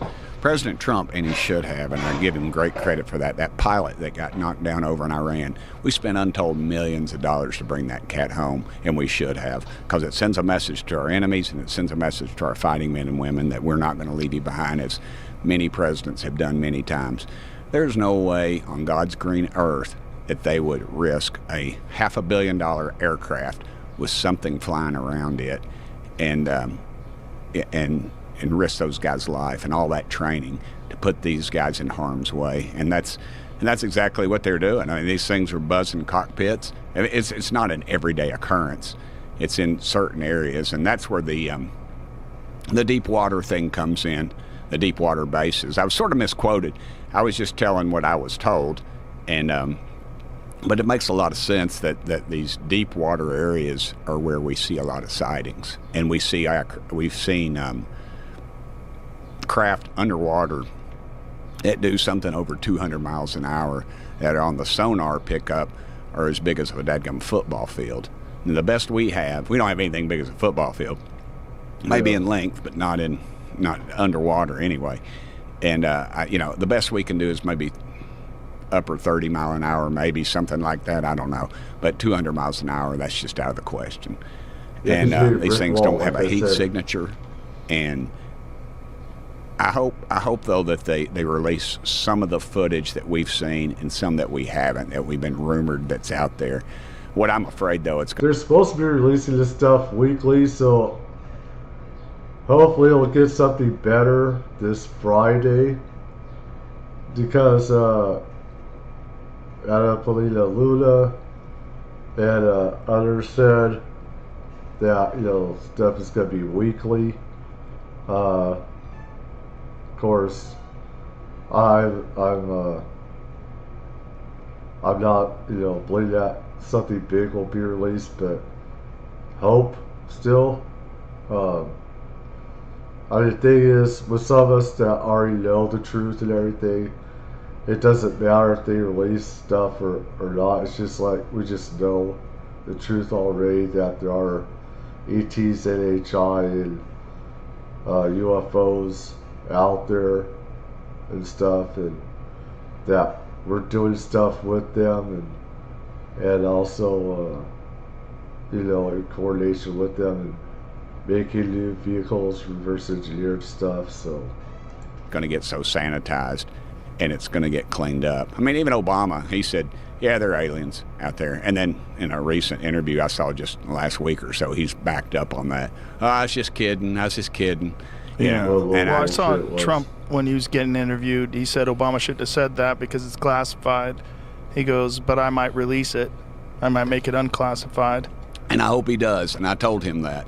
I talked to the president about it, and I said, Mr. President, it's like, well, they'll have a right to have it. Just keep peeling it back, and I hope he does, because he might be the only one that would ever. Only one with enough guts. Yeah. Only one, because he's not beholden to that bunch. All they've done is try to bury him. Right. So. Yeah. So when these men came to you and they hooked up the computer to your television and showed you, did they tell you why they wanted you to see this stuff? They just thought I should know about it because I was asking the right questions. And then shortly after that, I was go ahead. I'm sorry. Were you told that you were not supposed to tell people about this? Were you? No, but it's interesting. I had that deep throat moment. Not the porn version, right. the Richard Nixon moment. Where I was walking in the tunnel one day, and a person came up to me, and it's always a friend. It's always a friend that does this, and said, it was just the strangest conversation, and I'll never forget it, because he said, Burchett, he said, you're really pushing on this UFO thing. And I go, yeah, I am. He said, do you really think we need to do this? And I just kept listening. When I was a young man, I'd have run my mouth and said, oh, shut up. But I listened to what he said. He said, I mean, this could upset the religious community and all this other. I mean, some of this stuff just left unknown, And I said, no, it's not. The government has no right to decide what I can and cannot understand or handle or see. Right. And to me, and every time, Joe, Let me tell you what they're going to do. I had a 2-page bill. Well, this is the thing, is that when our forefathers made, Constitution, stuff like that, where we're supposed to be in charge of government, not them in charge of us, not them say what we can and cannot know, is that we're supposed to be telling them we're supposed to be the ones in charge of that. And to vote in new laws or amendments or whatever people are supposed to vote on. I don't see people even voting on stuff anymore, except for all I see in different states is the assembly voting on new laws without people voting on them. They're taking people out of the equation, and to me that's illegal. People are supposed to vote on this stuff. It's not supposed to be them voting on stuff for us, that we don't like, or keeping stuff secret from us, putting stuff in bills that are being passed that we don't know about, that have to do with surveillance and stuff like that, and taking more rights or liberties away from us. For disclosure. And Chuck Schumer had one that was 60 pages, I believe. And he modeled his after the Kennedy assassination committee release, which we're over 60 years into that, and we still don't, they haven't released everything that on President Kennedy getting shot. And that's what they wanted to model this dadgum thing after. Mine was 2 pages long. Of course, mine didn't get anywhere. I was told by a member of leadership, they come and sit with me. I call it Senator's Row. I sit on the back row, second from the back on the aisle. Everybody gets in trouble. They come sit with me sometimes. And I was told by a member of leadership that that the intelligence community was unhappy with what I was doing. And then I got a phone call from a former member of President Trump's staff who told me that I needed to, I forget his exact terminology, but he said, you need to get some bodies around you. And so, and I don't know what that means. I mean, I'm the 435th most powerful member of Congress, Joe. So, they bump me off, and it's going to be like there'll be one tear shed on the House floor. That'll be because I owed somebody $10. I didn't pay them back, and then they'll move on to the next guy. So, well, I'm sure you're aware of this narrative about the missing scientists and scientists that have turned up dead and been killed. 100%, and that's real. I think. I have a theory on that. All right, I know it's a little dangerous to throw these things out, but I was on maybe Fox one time, and I just came up with this. I say your family's mobbed up, okay, and y'all own a nice Italian restaurant, and it's world renowned, and you're busting at the seams, and you're franchising and putting out cookbooks and everything. You got this one chef who's the kingpin of all of it, but you're afraid he's talking to your competitors. Now, you don't bump him off. What you do is you rough up a few of the bus boys, and that sends a quick dadgum message that you need to shut your mouth. And actually, that's not true in the mafia. If it's the mafia, they're going to say you either work with us or you're dead, pretty much. But anyways, I could go and tell the mafia work. I'm not going to go. Timing is everything, and nothing happens by accident in Washington, D.C. To me, I think the timing is uncanny. You got a president, we've had these hearings in Washington. You have a president that says he's going to release stuff, and all in that same time frame, before and after that, you're having some of these high-ranking officials disappear. And to me, nobody disappears in this country unless they want to disappear. There's cameras everywhere, and to me, it's just it reeks of deep state sewer. UFC 328 is here, and DraftKings Sports. Yeah. And Daddy were live today. They would hug you because they put it together. And he's telling them too. One of them's spouse said, "Oh, my husband or wife or whatever never did anything with UFOs." Well, they don't talk about it. It's actually. Right.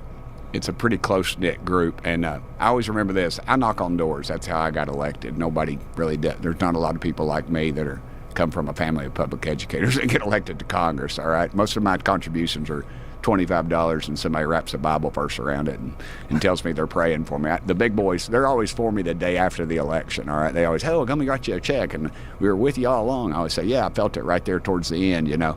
But I'm knocking on this guy's door down in Farragut, and he's putting his flag out. He's an older gentleman. And I said, "Hey, brother, did you serve?" And he said, "No, you know, I mean, it's East Tennessee, you know," and he kind of held his head down. "No, I didn't. And he said, I worked at Oak Ridge. And I said, "Brother," I said, "my daddy was on Okinawa when they dropped the bomb. They were getting ready to invade mainland Japan." I said, "If my mom and daddy were alive today, they would hug you, because they put it together." And he told me, he said, "Tim," before I left, he said, "a funny thing." He said, "My wife worked there too, and you know, she worked on a, I think he said he was a fuse or something, and I worked on the timer on the atomic bomb." He said, "And I didn't know what she did the entire time that we were working there." That's called compartmentalization, and that's what you have here. Yeah, they do that. And if I can elaborate just a little bit more. Just for comparison with Bob Lazar and stuff and other people that I've known up that have worked out secret installations, is that to keep stuff compartmentalized on what you work on, whether it's just one compartment for just the propulsion, the weapon systems, and there's another one besides the propulsion weapon systems, and they're only relegated, they're only allowed to know about that one compartment. They're not, they don't know about the other parts that other workers are working on, because if somebody starts flapping their gums, then they're not going to be able to talk about everything and put all this stuff out. So what they is, and he's talking about this, is I still don't get how Bob Lazar was not killed off, and so many others that talked as much as he did, they became dead and stuff. It's there were people that took shots at him. If I heard, shot at him, people threatened him and stuff like that, but it's pretty amazing. You're familiar with FOIA. I mean, you're a member of the Media Freedom of Information Act. It means I can request from a federal agency, the FBI, they probably wouldn't give it to me, but any information. But I can't go after like Ford Motor Company, okay? So what they've done is they've given this information, these, whatever, if it's craft, if it's material, if it's bodies, I don't know. A lot, I have my suspicions, but they've given them to, there's 4 or 5 major contractors that you see that are always the ones that are putting it out there. There are missile defense systems. They're coming up with this new metallurgy, these new propulsion systems, and I think that whatever they had, they gave to them early on, and they're the ones. But they're so far disconnected from the government that I can't touch it.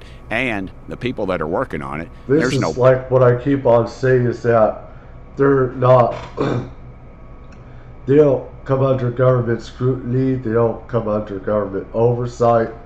This is why they have, contractors doing this stuff, because they don't have to release any information that is secret. And they get to make the rules on what is secret, not secret.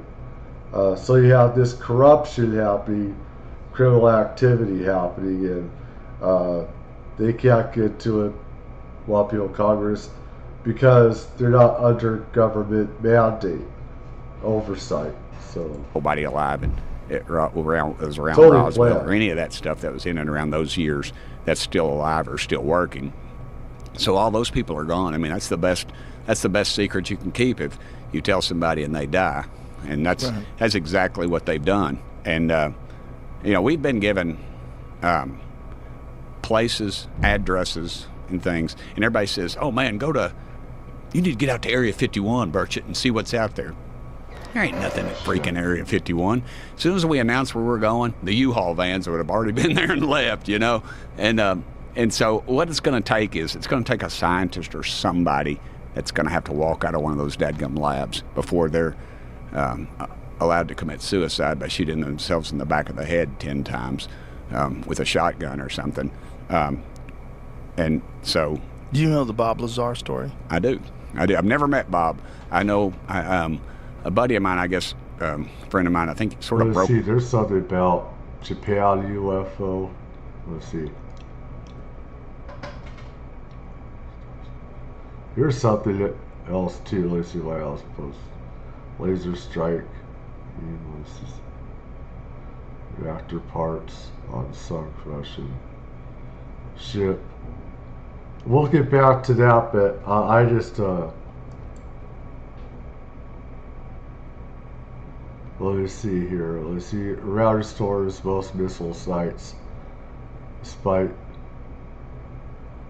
yeah, U.S. intelligence shows Iran now operates 30 of 33 missile sites threatening the Strait of Hormuz, which carries 20% of global oil, along with 90% of its underground facilities and 70% of its missile stockpile.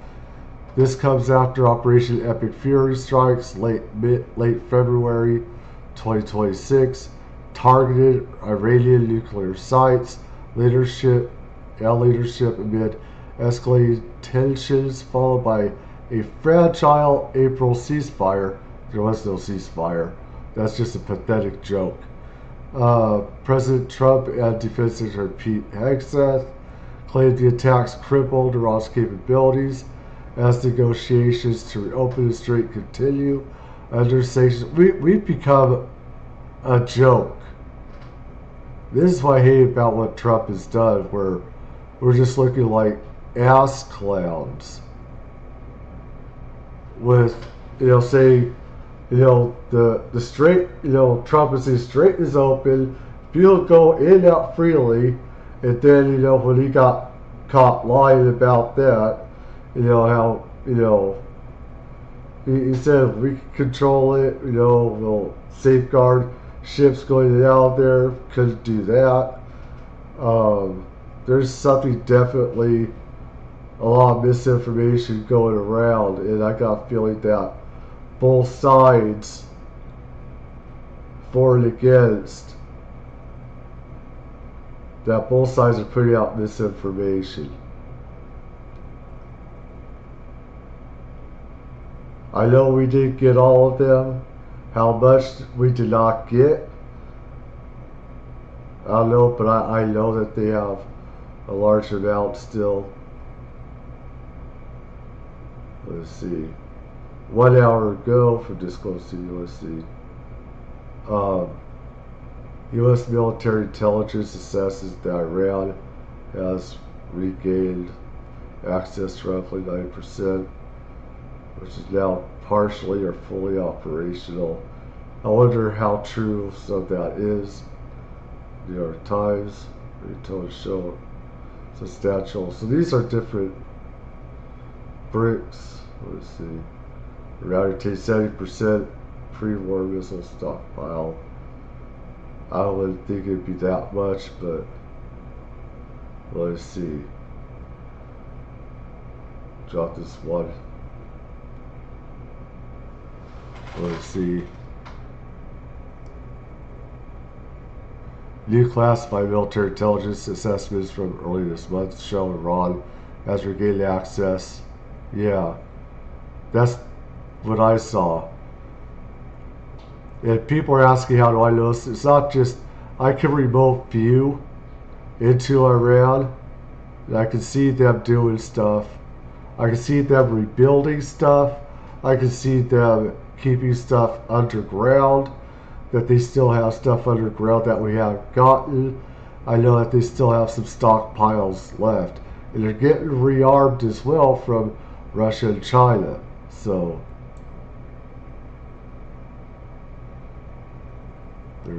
this is different. Now what's this about Japan UFO?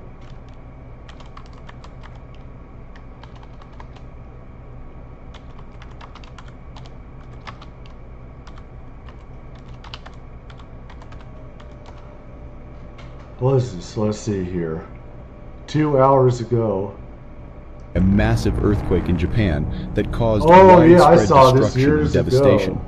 But the back. earthquake also triggered a mysterious event at a nuclear power plant in Fukushima. After the accident, 10 strange objects appeared in the sky above the damaged reactor and hovered over the site for several hours before disappearing into the night. The UFOs were there for a reason. It's well known that UFOs have a keen interest in our nuclear technology, and the Fukushima incident may have caught their attention. Were they there to monitor the situation, or perhaps to intervene? In March 2011, the world was shaken by a... that. After that happened, Here's one in Tokyo.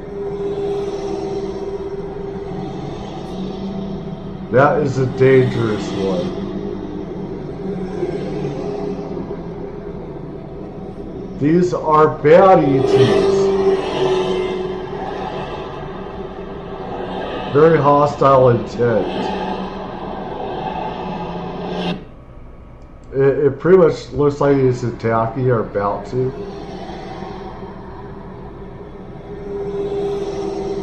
That's a bad one. That's 2022. That was Tokyo, Japan.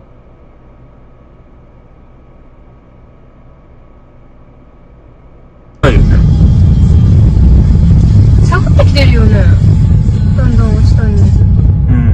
that Korea? ちょうどいい感じにもうちょっと前で出てもらえると映るかな。Saitama, Japan. Yeah, Japan. Yeah. I recognize some of the characters that first. These I thought, is that Korean? And then I saw the upper ones. I said, no, that's Japanese. Alright.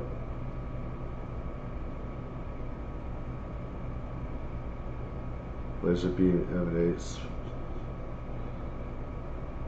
Sakurajima volcano.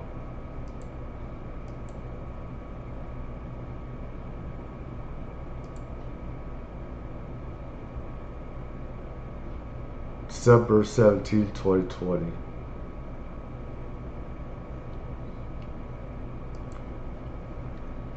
I'm very dead sure ETs have caused some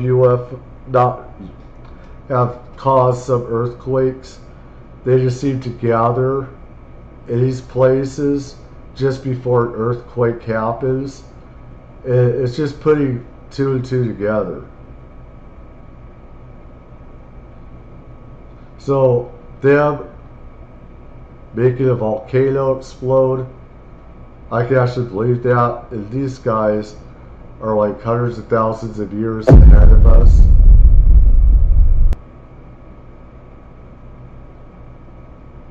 I hate these idiots that call them UAP.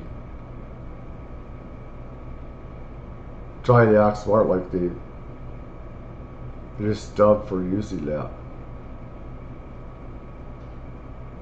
That was the 8th.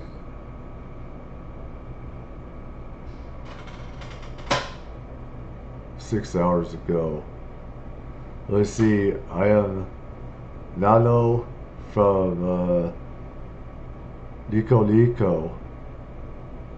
This clip, Nano grills Chief Cabinet Secretary Kara about UFO footage shot by U.S. military infrared camera near Japan, and the video is now ready to be translated. I don't want to click on that because I have no idea where it goes to. Jellyfish.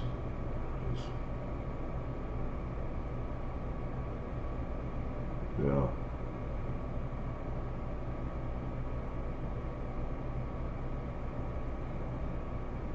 Oh, there's one of my cousins. Yeah. Looks familiar. Looks like he's getting off some of that alcohol. Walk it off. Walk it off, buddy. Alright, let's see if there's anything else about this. I wanted to hear.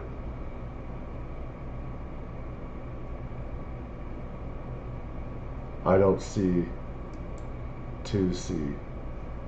If they knew that story. George Knapp? Yeah, Knapp. Yeah. I'm sorry. I haven't slept much in the last 48 hours. But yeah, George, I met him through all this, and I mean, it's a big honor because I grew up watching George Knapp. He's a cool guy. He's awesome. I love him. He comes to my office and we hang out, and I mean, that's great. People get, they get kind of starry-eyed when they see somebody like yourself or Kid Rock or somebody, but for me it was George Knapp because I mean, because I asked him stuff. He goes, "Yeah, that was a report I did when," and because I've.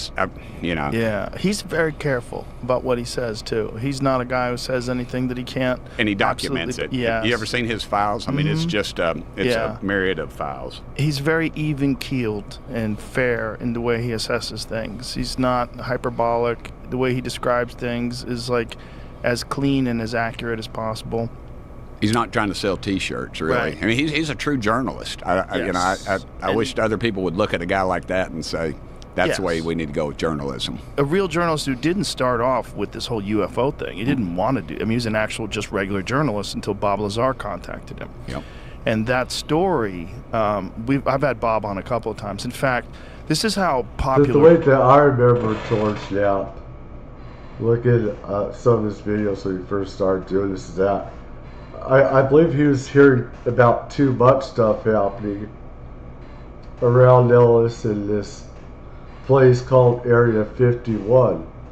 And he just kept on hearing things, and finally he felt like he had to report it. And of course, in those days, people like me and him were the laughing stock and were just, clowns. Seen as clowns and stuff like that. But a lot of things have changed. There's still a lot of barriers to be broken. But where this idea is in the American zeitgeist. The Bob Lazar episode of this podcast is the most viewed episode that I've ever had on YouTube. Is that right? Yeah, it's got 66 million views right now. Wow. Yeah. I mean, a guy who's just talking about how he used to work at S4, Area 51, Site 4, where he was back engineering UFOs. Right. And there's a new documentary that he just did called S4, where they use CGI and they made models of the craft, and they made him, like they brought him, they used this technology that makes it look like he's a lot younger. Yeah. And they showed like what his experience was. They completely recreated it, and it down to a T. And Jamie and I got a chance to watch it with him, with Bob and Luigi, the guy who made the film.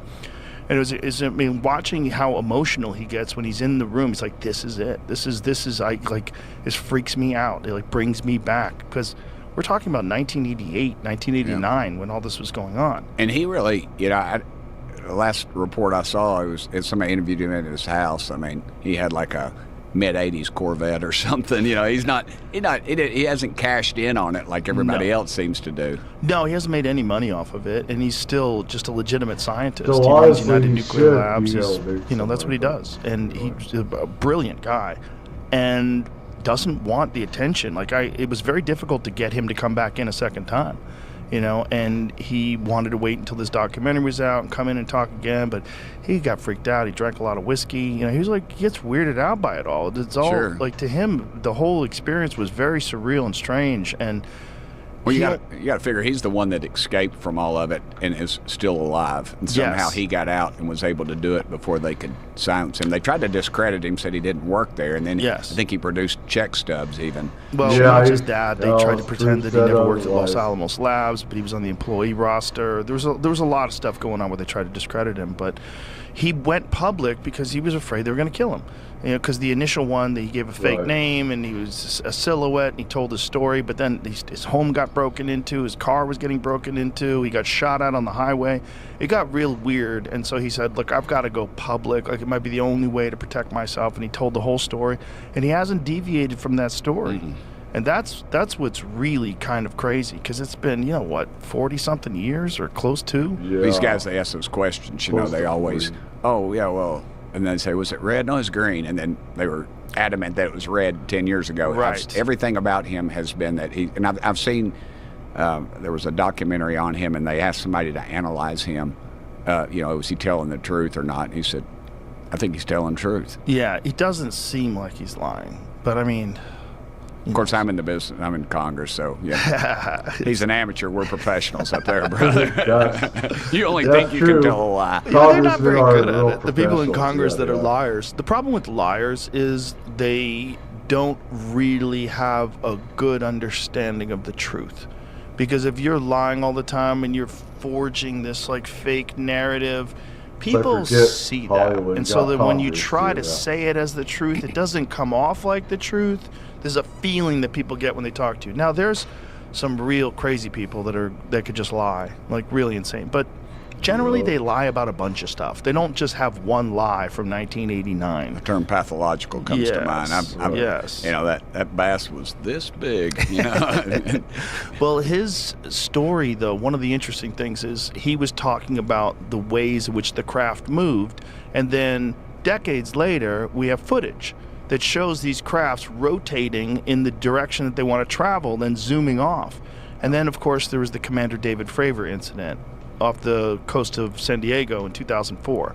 And if that was our technology, the thing that puzzles me is if we had something in 2004 that can go from 50,000 feet above sea level to sea level in under a second, I can't imagine that 22 years later, there would be no advances that it would have leaked through into mainstream technology. Well, the energy, just along with that. The energy, it's, we'd heat our homes in the winter and cool them in the summer.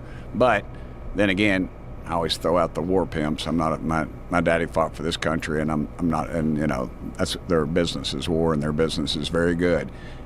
They will quickly, stand up and trash a guy like Favor. He testified before our committee, and I was taken by what he said. I know him pretty well now, but we we had the committee, which was crazy. Me and Luna and a bunch of others got together and said, man, we got to do this committee. We need to do this. And so I went to the chairman, and he said sure, and then they sort of blew it off, and then I go see the staff of these committees, and that's the real problem in Washington. Reagan said it best: don't term limit politicians, term limit staff. I go in there and I'm told, yeah, well, I think we want to just talk about this Chinese hot air balloon is what we want to really talk about. I said, no, that's not. Excuse my language. Heck, no. We want to talk about dadgum UFOs. What people are calling us about constantly. I mean, it was just getting so much airplay. And then I was told by some old timers, which was kind of cool. They said that, Tim, I've been here, some of them been here 10, 15 years, and said that was the most attended committee that they could remember. They had to open up another room so people could be there. I walked out, I was on Fox that morning, and I was going out. I left my office at 4:30 in the morning, and I was outside.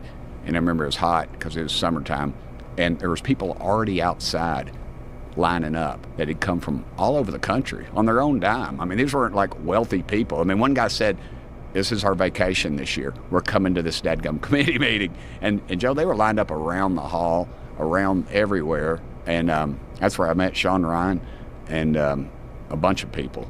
And it was amazing to me. And that's when Congress started paying attention to it, because they realized the voters are paying attention to it. Yeah, I mean, that might be the only way to put pressure on them. The thing about the alternative energy sources, one of the things that I was thinking is that if you were involved in whatever, petroleum, like whatever your business is, and put them out of business. And what they is that they want to keep this limitless energy that we found from non-human intelligence.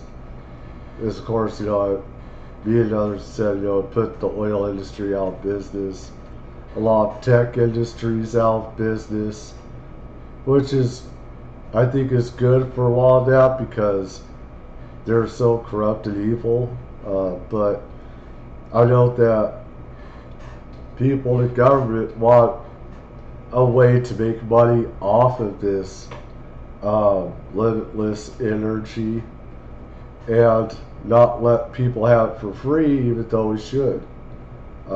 People deserve to have free energy and stuff like that. I don't like how people are evil and say, we should find a way to make money off this and that. I hate people like that, and I don't have respect for them that want to, try and find ways to make money off this. Those are just real social psychopaths. But, I mean, imagine the poorest countries that having energy and all this other stuff that didn't have before. So many new types of innovation. Put them out of business. Yeah. Them and the Pentagon. That was my point on the Pentagon. Yeah. It would put them out of business, put the oil companies out of business, because they say what him showing a dadgum heat signature. Right. If a blackbird flies across my farm, it's going to put out a dadgum heat signature. Right. And through the all the technology we had, as they call them, the Tic Tac. Mm-hmm. Tic Tacs, yeah, they look like the little men, and that's what they were. That's what Commander David Fravor saw. Yeah, and not only saw, but there's video footage of it, there's radar footage of it. It's exhibiting travel that's just beyond comprehension for modern technology, for current state technology. 100%. But if these people were working on some sort of new energy source or some sort of new propulsion system, and you've got to imagine there's a very small amount of people that are on the cutting edge of whatever this stuff is. If this is like groundbreaking technology that's not known by mainstream physicists or whoever's working on it, and you only have a small group of people, if you whack one of them, you put a big stop to any progress, especially if you get the main people, the lead scientist, and that guy winds up getting assassinated or winds up in disappears. Disappeared. The one lady was the weird one. So she's walking with her. She hiking or something? Yes. Yeah. Walking with her friend. Her friend turns around and talks to her, and then walks a little further, turns around to say something again, and she's gone. Just gone. And they bring in dogs. They have cadavers. Well, this is the thing that people, I've said this many times, and they've done investigations about time dilation distortion in some of these places, mountains and national parks, where people will be a few feet from them or right by them, and the person will just disappear. That's because time moves differently in those spaces, whether it's just a few feet away or a foot away or whatever. And I've seen, some people do some investigating on this. And for one place, they're reading, how, I forgot what they used, but how time was flowing and stuff like that. And another like 6 inches from there is flowing differently. When you have counter convergence of time, you're going to have people weaving in and out of time into another time, another place. So you got to wonder about these people. This is a scary thing, but those people could be in a total different world, total different earth, timeline, etc. Who knows? Honestly, the person's lost. People get lost in time. It's a real thing. But Her dogs, they can't find her. There's no trace. No one's seen her since. And this lady was apparently, wasn't she involved in some sort of alternative technology, alternative? Yeah, I think she's on a patent. Metallurgy was her deal. So you think these, whatever these craft or whatever have to be something. And I said this earlier on one time, and it made a lot of sense. Like I said, this is another reason why Trump wants to make deals with, why he wanted Greenland, why he's wanted access to soil in Ukraine, or be it Venezuela, or maybe even Iran or whatever. Some places he knows about the soil and properties that can be used for classified purposes or energy. or whatever, uranium, stuff like that, different types. So there's a reason why he's been interested in that. I'm surprised that something I said did, but it sort of stuck. You know, it's like, well, why don't they just bring it all out now if they've got it? I don't think we've got the technology to figure out what the heck it is. Like, I ride motorcycles. I got an old 47 Indian Chief. If I were to take that thing back to the when they came over in the Mayflower, right? You know, they would see it and think that's kind of unusual. They might worship it as a god. I know I sometimes do when I go out to the garage, but you know, they're not gonna be able to adjust the valves. They're not going to know what the heck a spark plug is. They probably wouldn't be able to figure out how to make a fuel with a high enough octane for the thing to kick over. Right. And I think that, and they might polish it. They might get it started. And I think that's sort of where we're at with this stuff, Joe. I think it's, I think a lot of them have something and they just don't know what the heck to do with it. Well, that's Bob Lazar's take on it. And that was his take on it when he was working there in 1989. He said they understood how to turn it on. They didn't exactly. Well, this is the thing, is that each secret installation has only, this is what I get from people that been at different ones, is that they only have access to these certain amount of craft. Their installation will have other craft or other energy, types of energy being used, being utilized, etc. So it depends. Like where Lazar was working at, he was limited to what they had there. In other places, they could have more or less. So it's a case by place thing. They understand how it worked or what it did, and they wanted him to try to figure it out.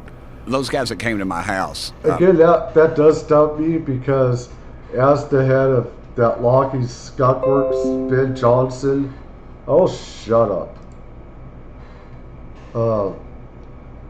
Ben Johnson, or Rich Ben Rich, something like that. I'm not good with names, because I've been overly drugged from psychiatrists before when I was young, because I knew stuff about UFOs and paranormal, and it's like, they thought it wasn't real, they just sedate me. So from that stuff, I'm bad with names, remembering names, and so forgive me with that. Boy, it fucked my body up big time. But anyways, he said we had the ability to take ET home. So obviously, some stuff that he knew about was further along than what Bob Lazar had access to or whatever. So, and keep in mind, they're not going to show Bob Lazar, let him know about everything either. They don't want him or other people to know everything. So, they talked about that and how something could travel at these light years, and one of them was an astrophysicist, and I don't really understand astrophysics, but it took me 6 years to get out of UT, and I didn't drink or smoke pot, so I'm just going to elaborate a little bit, if that's all right with you, brother. Have a degree in shop, technological and adult education. I can fix your lawnmower, I can burn your house down if you need it wired, but I'll always have a job. But so you got something vibrating over here, and then instantly it's over here. Right. And that's sort of the way they explained it, put it on my level to understand it.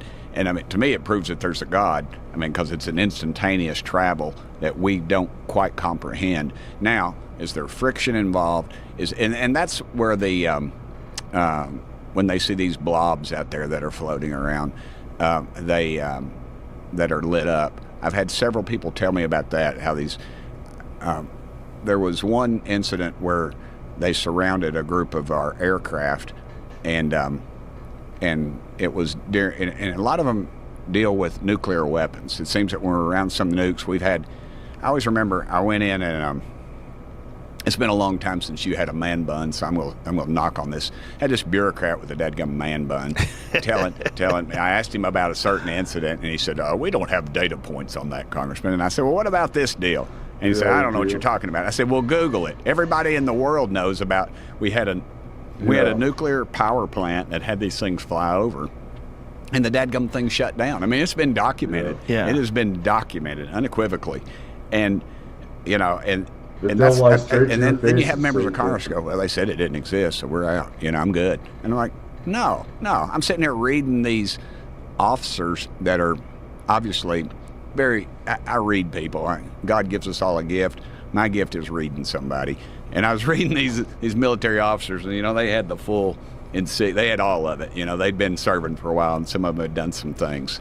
And I could just sit there reading them. They're thinking, this little twerp right here beside me, I'd choke him out if I could. I mean, they were just like, they were angry. No, not at me, at him. At him, because they wanted to tell something, and this was a Biden appointee, and it just and that's a lot of the times. I was in one situation, I'll just call it, where they sent somebody in basically just to disrupt, to throw at a witness, and that witness he was like a pro ball player hitting t-ball, man. He was just knocking them out of the dadgum park. He said, what about, and he gave a date, and he said, oh, you're talking about this incident. Well, let me tell you what happened there.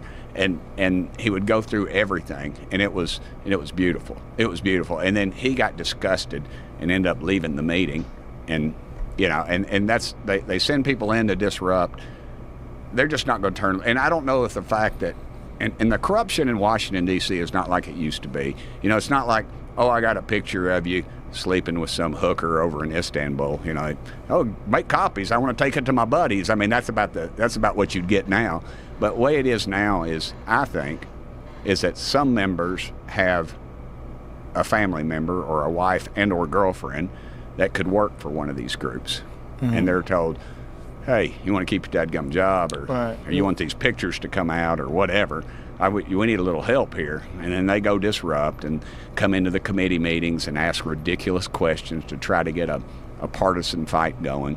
And maybe some of them do it unbeknownst to them or what they're being told to do, but they do it because they're just lapdogs. So there's a strategy where they have a bunch of people that they sort of compromise as disruptors.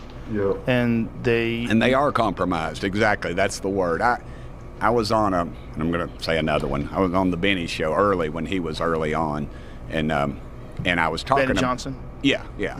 And so he's been very kind to me, and so he asked me about how do they do it, and I said, well, they used to do this thing called the honey pot. You'd go to I never go on trips. The only trip I've ever been on a Codell was to the border down here, down in Texas, and I went down for one day, flew down here, saw the border, saw all the people coming over the border, got in an airplane, flew home. It was about an 18-hour trip. It wasn't any luxury. I stayed in a room that my buddies at the frat house would have probably asked for our money back in. It was pretty rough, Got some good barbecue, though. But anyway, so these guys go on these trips, and say you're sitting down at the bar. I mean, you're a good-looking guy.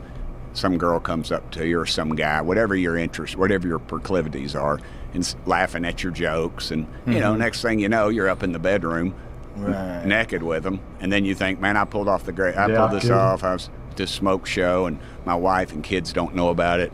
And I'm just going to, I'm just between me and the Lord. And then, you're getting ready to make That's why you don't get married, right? And a staffer comes up, or a lobbyist or something, you're in the hall and says, hey, Congressman. I said, yeah, man, how's it going? He said, he got this big boat. Yeah, but I'm not for y'all on this one. Okay, we understand. He said, hey, were you in a motel room in Istanbul with a pretty redhead one time? And he goes, oh. And they say, man, I don't want that out. It'll wreck my... Well, we don't want it out. We just need your help. And that's how they sink their claws into you. They used to. And they might do that now. But I was on the Benny show, and I was talking about that. Oh, man, I caught it from... it's leadership and members. Man, everybody thinks we're sleeping around. I said, no, I didn't say everybody. I just said some of y'all are. I said, don't. And every day there's a new one getting in trouble, so it's not any big secret. 435 of us, so. You get 435 people, you're going to have a few freaks in there. Oh. 435 group of any human beings. Yeah, especially, if you can compromise a man with beautiful women, it's not that hard to do. Or if they're gay and they don't want it out in their public or whatever. So I said this to Benny, and I caught it. And then about a week later, a week later, and I said it's probably the Chinese, the Russians, or something. They busted a Chinese prostitution ring. And what did they list as their clientele? Lobbyists, government employees, and politicians. Of course. And then what happened the next week? That story went away. And Benny does this thing. He showed me walking out, and I throw a match, and the whatever behind me just burst into flames, and I'm walking out. It's really cool. And he also did a song with me singing Dadgum, which is my cuss word. I don't cuss, I say Dadgum, and he did that. But anyway, that was my point, is that they use this stuff, and they know what we want. These guys, these countries, they know, they own the internet, so they know which porn you look at in the privacy of your home, that you think you got this private name on your freaking computer, and they know, and so that's what they're going to hit you with. So anyway, that's a long story, but I think mostly it's just jobs now. Mostly jobs and influence and figuring out. Well, you think about, you get a dirt bag, you're going to get him to sleep with some hooker. That's going to happen. Eventually too. But I don't know if it's that prevalent. And I had a lobbyist tell me one time. He was his name was Tom Hensley. He was the Golden Goose. He was a liquor lobbyist in Nashville, Tennessee, and he was a caricature of what a lobbyist is. He's three-piece suit. That's just funny as hell. And now they all think we're all just sleeping around like sluts or something. Old cowboy boots, smoking a cigar, and we were at the Crown Plaza. He liked me because I never would vote for his liquor bills, but I never would vote for a tax on him either. So we were there, and the guy from the governor's office came and just chewed both of us out. Just treated me. I'm a legislator, and he was treating me like a dog. And he goes to sit back here, and he had that fancy Jack Daniels Black Label or whatever it is, that the fancy version of it is, because he represented Jack Daniels, made in Tennessee. And he pulls that big $5 cigar out of his mouth, and he goes, "Birch it." He goes, "Governors come and go, but the old goose will be sitting right here." And I said, "Well, what are you going to do, Goose? He's going to shut you down, man. You're going to tell all these people stuff?" And he goes, "Birch it, I just need one chairman. I don't need the whole, in one body of the House, in the House or the Senate. I just need one chairman that'll listen to me." And he wasn't saying, he never did anything crooked in front of me, and he never offered me any bribes or anything. Right. But that was a good lesson to learn as a young man when I was in the state legislature. Well, if you just think about how much money Congress people wind up leaving office with, just that alone is incentive to play ball. Wait a minute, you don't think we're making 16,000% on our own knowledge? My daughter called me a while back and said, "Dad," and she's super smart. She's do anything. I'm a veterinarian doctor. I'm a brain surgeon. She's crazy smart. I married my wife and adopted her. My wife was a widow, so genetically she's not mine. But when she gets into trouble, my wife says, "That's all you, Tim Burgett." But she's an exceptional little girl. And she said, "Dad, I think I'd just like to cut hair." And I was like, "Right on, girl. You go and do it." And that's what she does. I mean, she's going to school to do that. So I cashed out my $11,000 portfolio, which was a mutual fund, because I think, and I don't own any individual stocks, but I think that members of Congress ought to do that. That was my bill. You don't own more people have played professional baseball than have ever been in Congress. It's a very tight. And I tell people, if you don't get off that dadgum plane and look at that Capitol and get chill bumps, you need to get your butt back on that plane and go home, because we don't need you there. And everybody knocks on Pelosi, and I know that. But out of the top 10, you know where she is in the amount of trades? Biggest. Where is she at? Number 11. Really? She's not even in the top 10, dude. Well, she should get a better PR person. I know. It's crazy because everybody uses her as an example. I know. Yeah, they do. She don't care. I mean, if you were making 16,000%, would you care? I would be a little concerned that someone would come for me. She's all right. Well, it's just bizarre that it's legal. That's the most bizarre. Oh, it's not right. It should be legal. Right. It's not right, but it's legal. And I just said, look, you cash out everything, you put it in a mutual fund.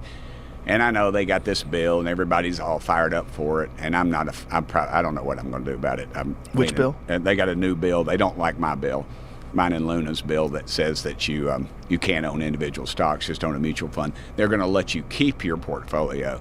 So, and some of these cats got a $20 million dadgum portfolio. And they make $170,000 a year, which is amazing. Yeah. Imagine the average person out there making $170,000, and all of a sudden they make $100 million in the stock market. And we're involved.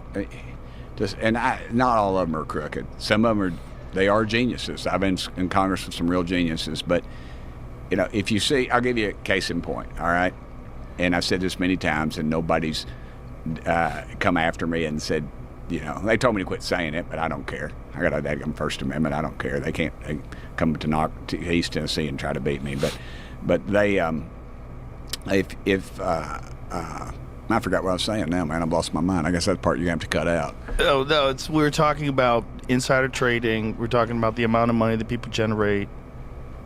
That's where we're at. We're talking about bills. Someone's a genius, really good at it. Yeah, I'm trying to think. I forgot it. I've got so many one-liners in my head, Joe. I should have written all these down. But anyway, they all, not all of them are crooked. Some of them are really that good. I'm sure. But I know what it was. It was when Russia invaded Ukraine. I haven't voted for a dime for that. It's not our dadgum war. I keep my dollars here. We need to defend our own dadgum borders. Well, Joe Biden, for better or for worse, gave Ukraine basically our missile defense system. So immediately we had to replenish our missile defense system. Now, who do you think owns stock in those missile defense systems? Members of Congress. Yeah. Members of Congress. And apparently some of them had bought it at fairly close to those time periods. And so, I don't know. Are they doing something crooked? You can't prove it. Crooked. Well, if it's not crooked, they know things that is illegal insider. Insider trading. Yeah. And if you've got a $20 million portfolio or whatever, some probably have more than that, good and dadgum well, you're going to vote. It's in the back of your mind, you're going to vote to make my investment worth a little. Yeah, that's illegal because they knew what was going to happen to make the stock go up or down. It's illegal because you know stuff that others don't know with these stock and everything. So it's called insider trading. A little more. Yeah. So the possibility of financial windfall would probably make people play ball. Which makes sense. Sure. I mean, it's human nature. You got guys up there that they got expenses at home, got a couple kids in school, got payments on a house, and $170,000 doesn't go as far as it used to, I guess. And just human nature. You want more. People want more. They want, whatever it is. And a lot of times it's not them investing, it's their wife or their spouse. And we've seen cases of that where, the 16-year-old kid is. That was very stupid of Biden to just give so much of our missile defense that, but I don't. If what we gave Ukraine was all of our missile defense, that says that we don't have one. We don't have one. And I believe that we don't have as good a missile defense as people may think. I think we need a much bigger missile defense. We need to have more brigades for using drones and stuff, because that's a part of the future is drones, and using them for missile defense versus spending $10-12 million for a missile. You can just spend a few $100 for a drone or whatever, do the same as that. So, but that's a different subject. Doing pretty well. Right. And it's a child of someone who has some inside information. There's something that just came out yesterday about Ro Khanna. This guy, Kevin Bass, on Twitter, posted this big, long, this examination of his stock trades and how much money he's made and how he's made it and what he's done. And it's just all over Congress. You have inside information. That's what it is. That's disappointing. I know, Ro. But, I don't know if it's true. I don't either. Yeah, you could pull it up if you want, Jamie. Kevin Bass, B-A-S-S. It's Bass or Bass. I'm not sure how to pronounce his last name. But he made this very detailed post about it. But, that's just one example of one person who's profited. I'm sure it's probably minor in comparison to the other 11 that are ahead of Nancy Pelosi. I sleep on my couch in my office, and I shower in the gym. I don't have a place. I can't afford it. It's too expensive up there. When I got elected with a guy one time, and he said, when we got elected, he said, "Hey, Burchett, I just paid $1.2 million for this place. What do you think?" And I know he was just bragging to me, you know, because no way I could touch something like that. And he said, and I said, well, probably in a couple of years they're going to say, "I can't believe you only paid $1.2 million for it," because that the price of real estate up there is just crazy. It is crazy. And it's a rich man's game. It is really a rich man's game. And the problem with being around rich men is even if you're rich, you don't feel like you're rich if you're in comparison to them. And so if you're worth a couple million and this guy over here is worth 50, you're like, damn, I got to up my game. And you're in this sort of culture, this culture of a bunch of people that are investing a bunch of money and making a bunch of returns. And I'll tell you, it was a public meeting. I remember it was in transportation. It dealt with some technology in an airport, and it was pretty cool. And I just asked the question. I said, is your stock publicly traded? I was watching people see what they did, and they all looked up, and I thought, note to self, call my broker when I walk out of here, It's just very odd that has been legal for so long. That's what's very odd. It's disgusting. And here's what we're going to do. We'll pass some bill, and the Senate will pass another bill, or Thune just won't take it up, which is we're seeing a lot of now. Just won't take anything up, and it'll die. And we'll all go back to our people and say, "Oh, look, I tried to do this. I voted for this bill, but I didn't get a dadgum break. And look how tough we are." And they'll all be up at Kennebunkport sipping expensive wine and toasting each other on their great financial choices. That's where Bush is from, right? I don't know. I think so. Yeah. I think they're from Kennebunkport, Maine. Yeah, I just threw that one out. It's the only place I could think of. Myrtle Beach, South Carolina, for somebody like me would be pretty cool.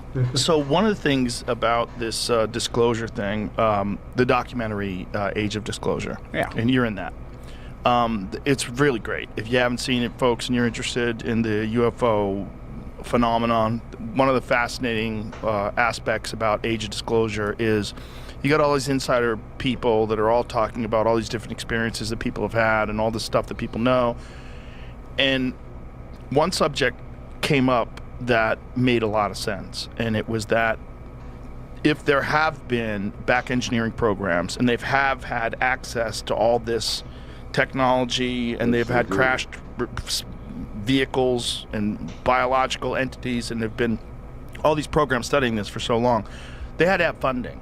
So if they had funding, that means they had a lie to Congress. So if they had a lie to Congress, there's misappropriation of funds. So you're talking about massive felonies. So if they don't have some sort of amnesty, and this is one of the things that's pushed throughout this entire documentary, is that we need some kind of mass amnesty. I haven't seen that. I'm a very skeptical person. I see something like that, I'm like, okay, I see what you're doing. You are talking about UFOs so you can get some sort of amnesty for misappropriation of funds, and that might just be straight up fraud. There might be fraud and theft, and you might have moved money into offshore accounts, and might be a bunch of shady shit, and you could say, oh, but we'll tell you some very obscure information about UAPs. I don't like that term because it was always UFOs. UFOs have this direction. Thank you. Yeah, that's why. That's why I get triggered. That's why I get triggered and call these guys clowns and idiots for saying UAPs, because the government uses it as misdirection. Me and OGs, me going way, way back. First they call it saucers and this other stuff and everything. And they would call it, UFOs, identified flying objects, which they are unidentified. Alright? It could be ours, it could be theirs, it could be something else or whatever. But UAP is like, and I see all these people on the internet using UAP like they're professional, and they're not. And they don't even know what I do, or they don't have my experiences, my UFO experiences, or other paranormal experiences. And they start, oh my God. It's direction, everything else, yeah. And the thing is, they keep on changing the acronym. They changed it after UAP to something else. I don't remember why. Biggest reason is because it's all BS. They keep on renaming it so people won't know that they keep on, looking into this stuff and investigating it. So I hate that term. Why do we need a new name? We Thank already you. had that name forever. Let's what it is. Yeah. UFOs is fun. UAPs makes me feels sad. But gets me triggered. If they can give you some fucking semi-shady information, now you've got amnesty. Yeah. Now you've got amnesty, and you've got amnesty for decades of misappropriation of funds. So maybe some of it is real. Maybe a lot of it is real. Maybe a lot of it is really back engineering programs. Maybe they really have been doing these things. And maybe they can give us slowly trickle down some insight as to what's going on. It'll probably take forever if you ever get anything out of it. But in the meantime, all these people that have made who knows how much money in shady ways with all this misappropriation of funds, and now they're not in trouble anymore. Yeah. Representative Eric Burleson has a bill to do just that, and it's whistleblower protection is the way you need to go about that. And he can't. He's tried to get it attached to bills, and we did. I hope they get that where whistleblowers are getting the same protection as informants or was it when mobsters had to turn on the mobs so they wouldn't get killed. It's like they gave them that protection. The FBI gave them that protection. Witness protection program. They need the same for whistleblowers. They need that. Armed, guards, armed protection and stuff and everything. Of course, you have to go on there, look on those guys' records and make sure that they're not compromised either. Your protection isn't compromised, but just won't allow it. They won't allow it, or they put it on and kill it in the Senate. It's the same old game, Joe. Back and forth. So then the other problem that's brought up in Age of Disclosure is, say if you do have a retrieved craft from wherever, another planet, another dimension, whatever it is, from the ocean, whatever it is, and you need to study this thing, where are you bringing it to? Most likely you're going to bring it to a weapons manufacturing company. 100%. And so if you do that, well, what about the other companies? They don't have access to that? Well, then they can sue. Why didn't I get access to that sort of technology? Why does this person? You've damaged my business, or what have you. And also people have probably lied under oath about whether or not those things exist, or where they got certain technologies. I mean, there's a bunch of different reasons why you can see why. Logical reasons why you can see why they would try to put the brakes on disclosure, and try to put some blockades up, and try to obfuscate and make things much more difficult to get through. I agree, 100%, and that's why I think these folks disappearing and dying unexpectedly are delivering some of those messages. Yeah, and members of Congress will. Several of the people that have been involved that are really heavily into it now. They were real. Obviously, they don't give a shit if these whistleblowers, would-be whistleblowers, are dead. Otherwise, they'd give them this witness protection program funding where they could be protected, all hours of the day, night, whatever. Put them in a secure place where nobody knows where they are. If we do that for informants or whatever, for people that, ran on other crime lords or whatever, mobsters, then we should be able to do it for people, for whistleblowers where we have the right to know what's going on with our government and these UFO programs and everything, because we do have the right to know. Skeptics. We kind of brought them in. I needed some skeptics. It couldn't just all be a bunch of folks that thought like I did, and they're now not skeptics. Can you give me some examples of how that happened? Yeah, well, we had a committee meeting, and my buddy Eric Burleson, for instance, he was a skeptic, and I mean, I'm a skeptic of a lot of it myself, but I just have been studying for so dadgum long. And he was in the committee, and he's asking very poignant, sharp questions, which is what you're supposed to do in a hearing, and he's one of the biggest advocates now for total release of everything. He's always at the forefront of writing legislation. When we're doing something, we're always, me, him, and Luna, Jared Moskowitz, and on the Democrat side is involved in it a lot, and and other members will come in and say, hey, I want to be read into this committee or whatever, which means they can come on when we do the UFO stuff, but nothing really had the impact as that first committee meeting. And I told people at the end of it, I was recognized at the end, I said, the one thing about, and Nancy Mace, of course, she's involved with it as well, and one thing at the end, I said, I just want y'all to know that people do believe you. This is not some crazy far out thing, and you all have a right to be skeptical and ask questions of your government and get these answers, because we're not going to give it to you without y'all being there and raising these questions. Well, there's too many stories from too many credible people. Too many people like Ryan Graves. Too many people like Commander David Fravor. There's too many people that you just go, I don't know why this person would lie about this one thing. Can I tell you one that I got on?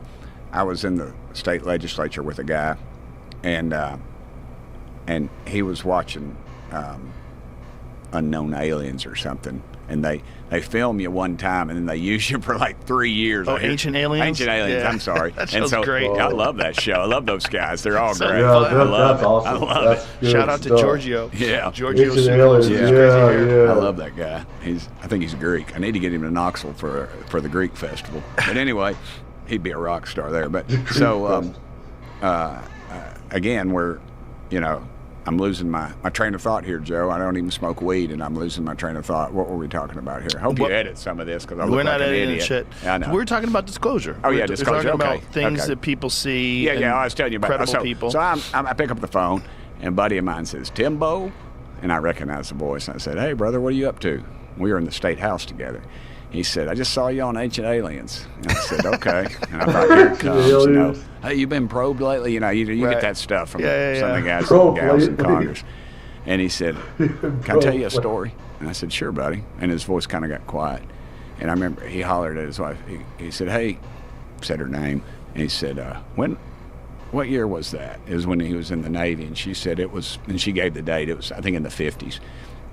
And he was out on a boat, and I don't know, battleship from an aircraft carrier. But anyway, he was out on a boat, and they were arming a sub with nukes. It was in the early part of that where the subs could launch nuclear weapons.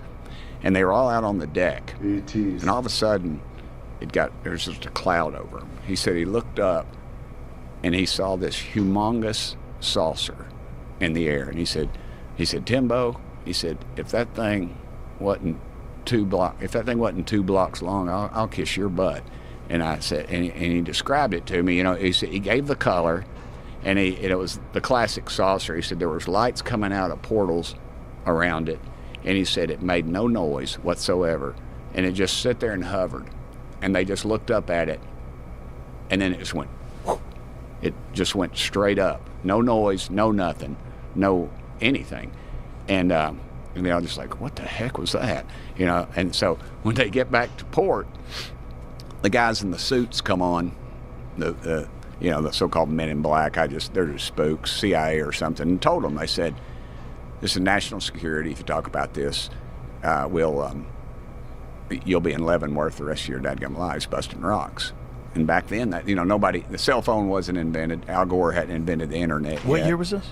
It would have been in the 50s, late 50s, I believe, or early 60s. So, but he gave me some descriptions. And after this came out, my phone every day when this started breaking, somebody would call me and send me pictures of something, that's like a reflection or something, and come out to my house. All right, I'm afraid I was going to end up in a freezer in North Carolina or something, be somebody's dinner. And I was like, I don't want to go out there and look at it. Just send me a picture of it. And every day, but then I got a call from a guy who was Air Force, and I Googled him. He's legit, and he told me about a sighting he had. He was out. They were out fishing in Florida, and it was near where one of the military bases was. And this thing, and he described exactly what my buddy had seen. And he saw this in the I think the early '80s and or late '70s. And he described this craft that was just hovering, and it was just going along.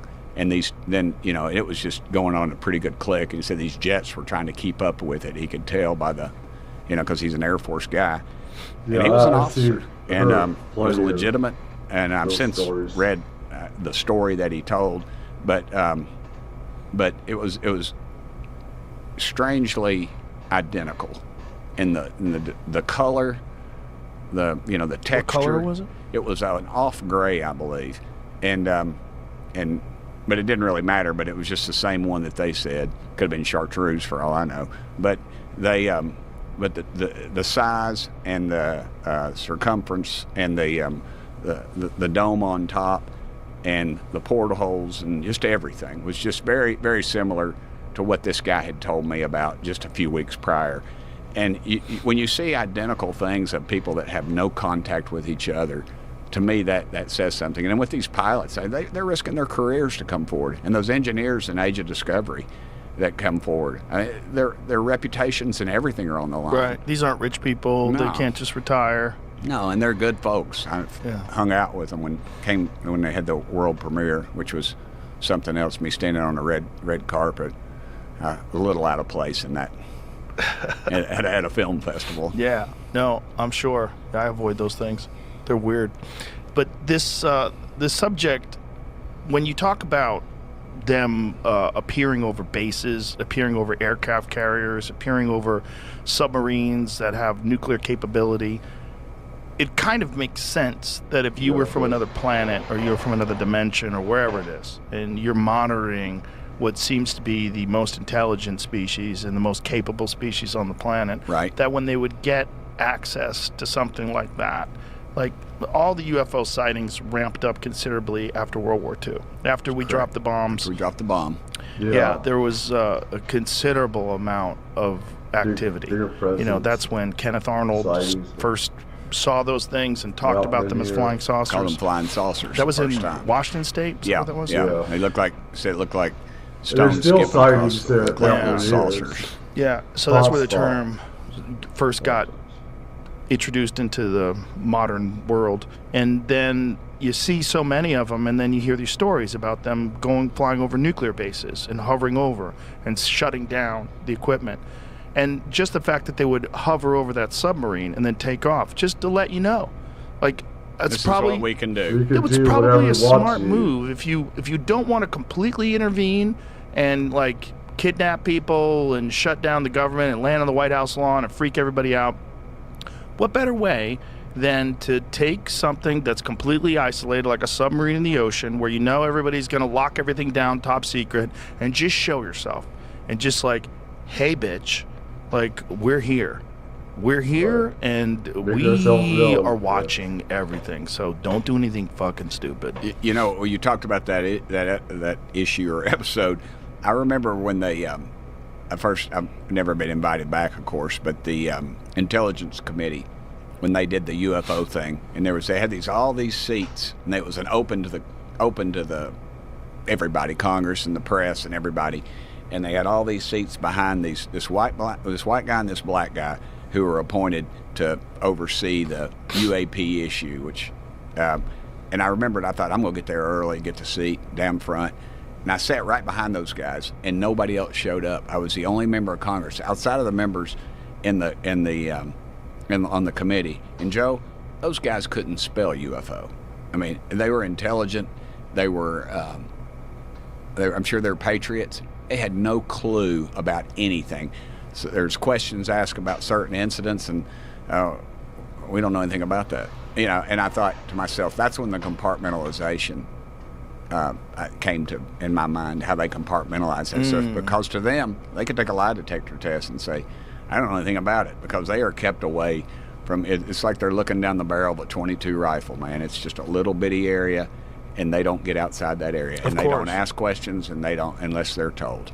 And if you want to keep your career, that's how you have to operate. And your pension and everything else. Absolutely. It makes sense. That aspect of it makes sense. What doesn't totally make sense is why now disclosure, other than I mean, this is being cynical. The Iran war is not going very well. American public's very upset. A lot of people don't think we should have ever been involved in that in the first place, and we need some good news. I think we I think we need something to distract us. We need something to take our focus off of. If I was going to do it, now would be the time I'd do it. But I don't think Trump really even cares. I think he just wants to get it out there. Well, I think he does too. You know, he's talked about it, like, and he's also. I don't think he cares. I mean, Iraq has too many Sunni Shia, Kurds, other tribal problems there where most Iranians hate the Islamic Republican, guard regime, core machine. It only represents about 5% of Iran.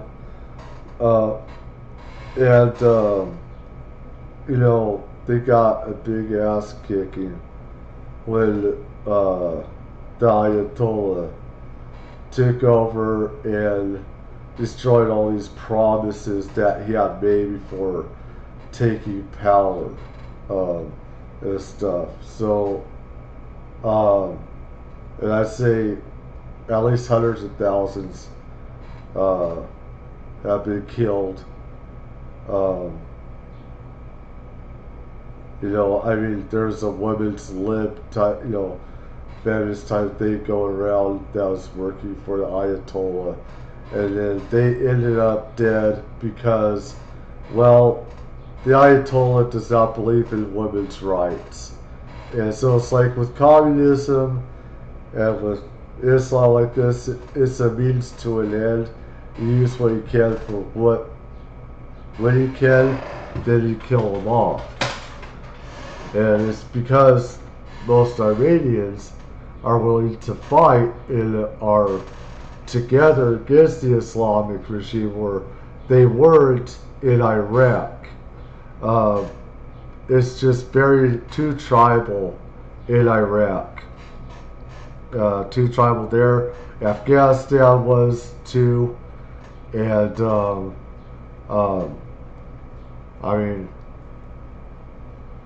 it's a bad thing. But anyways, I think I end right here. I need to get started on supper and stuff like that. Let me see here. Let's see. I want to see or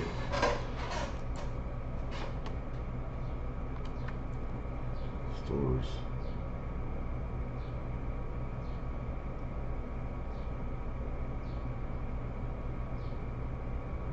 So let me see.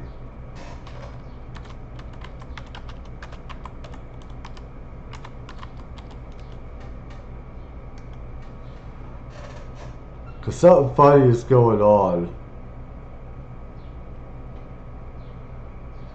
13th over there.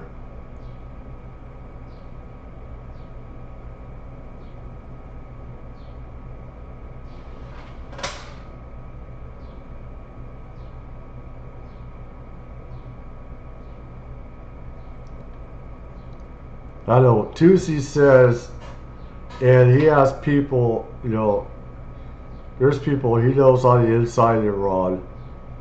I don't know if Goldie Gamari said, and I don't feel like going to her live stream because she needs her viewers. I don't feel like using hers without that permission and stuff.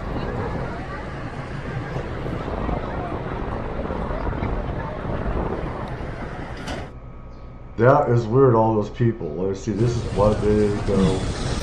It's the 13th over there already. You're like 8-10 hours ahead of us, something like that.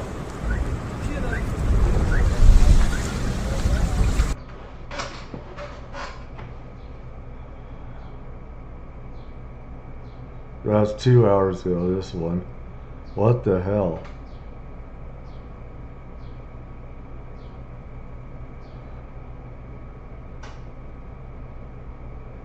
It wasn't that big, but underground.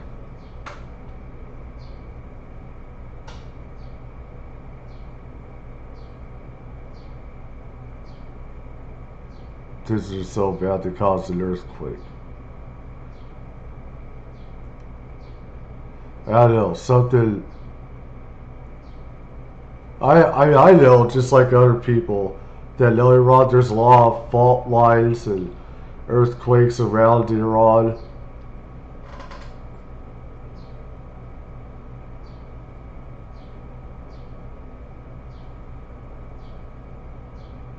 I mean, I hope I'm wrong. That wasn't like a nuclear test thing, but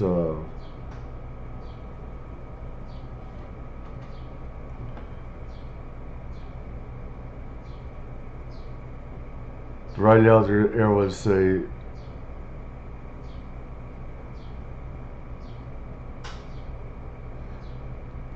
actually I think there's 3.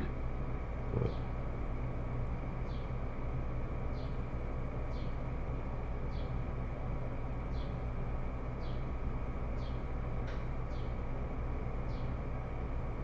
Okay, so there's 2.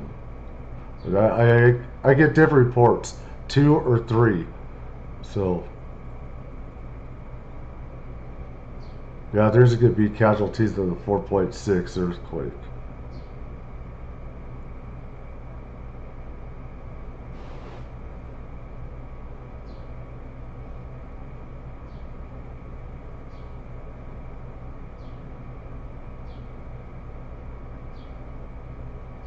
Alright.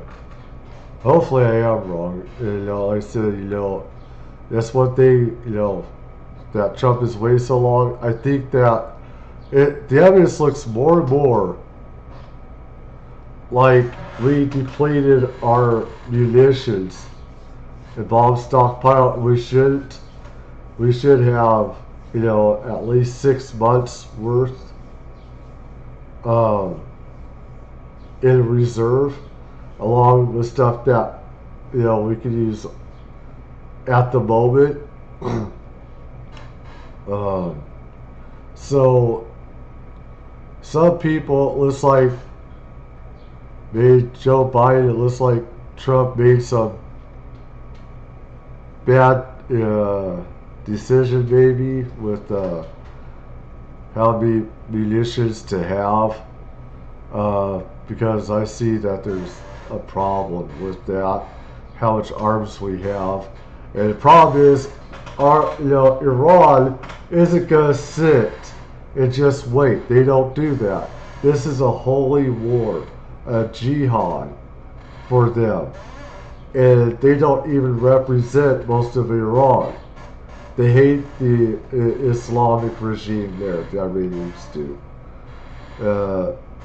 and everything. So they don't want to surrender. RGC does not. They want to have a nuclear holocaust. They want to have a nuclear, arms and nuclear war, because they believe that will usher in their God to come and destroy everybody else, and they want to be martyred. They want to have their 72 goats in the afterlife and everything. So, anyways, I think I'll have there, and I do need to make supper and stuff. Everyone take care. Hope you have a great morning, night, wherever you are. Peace.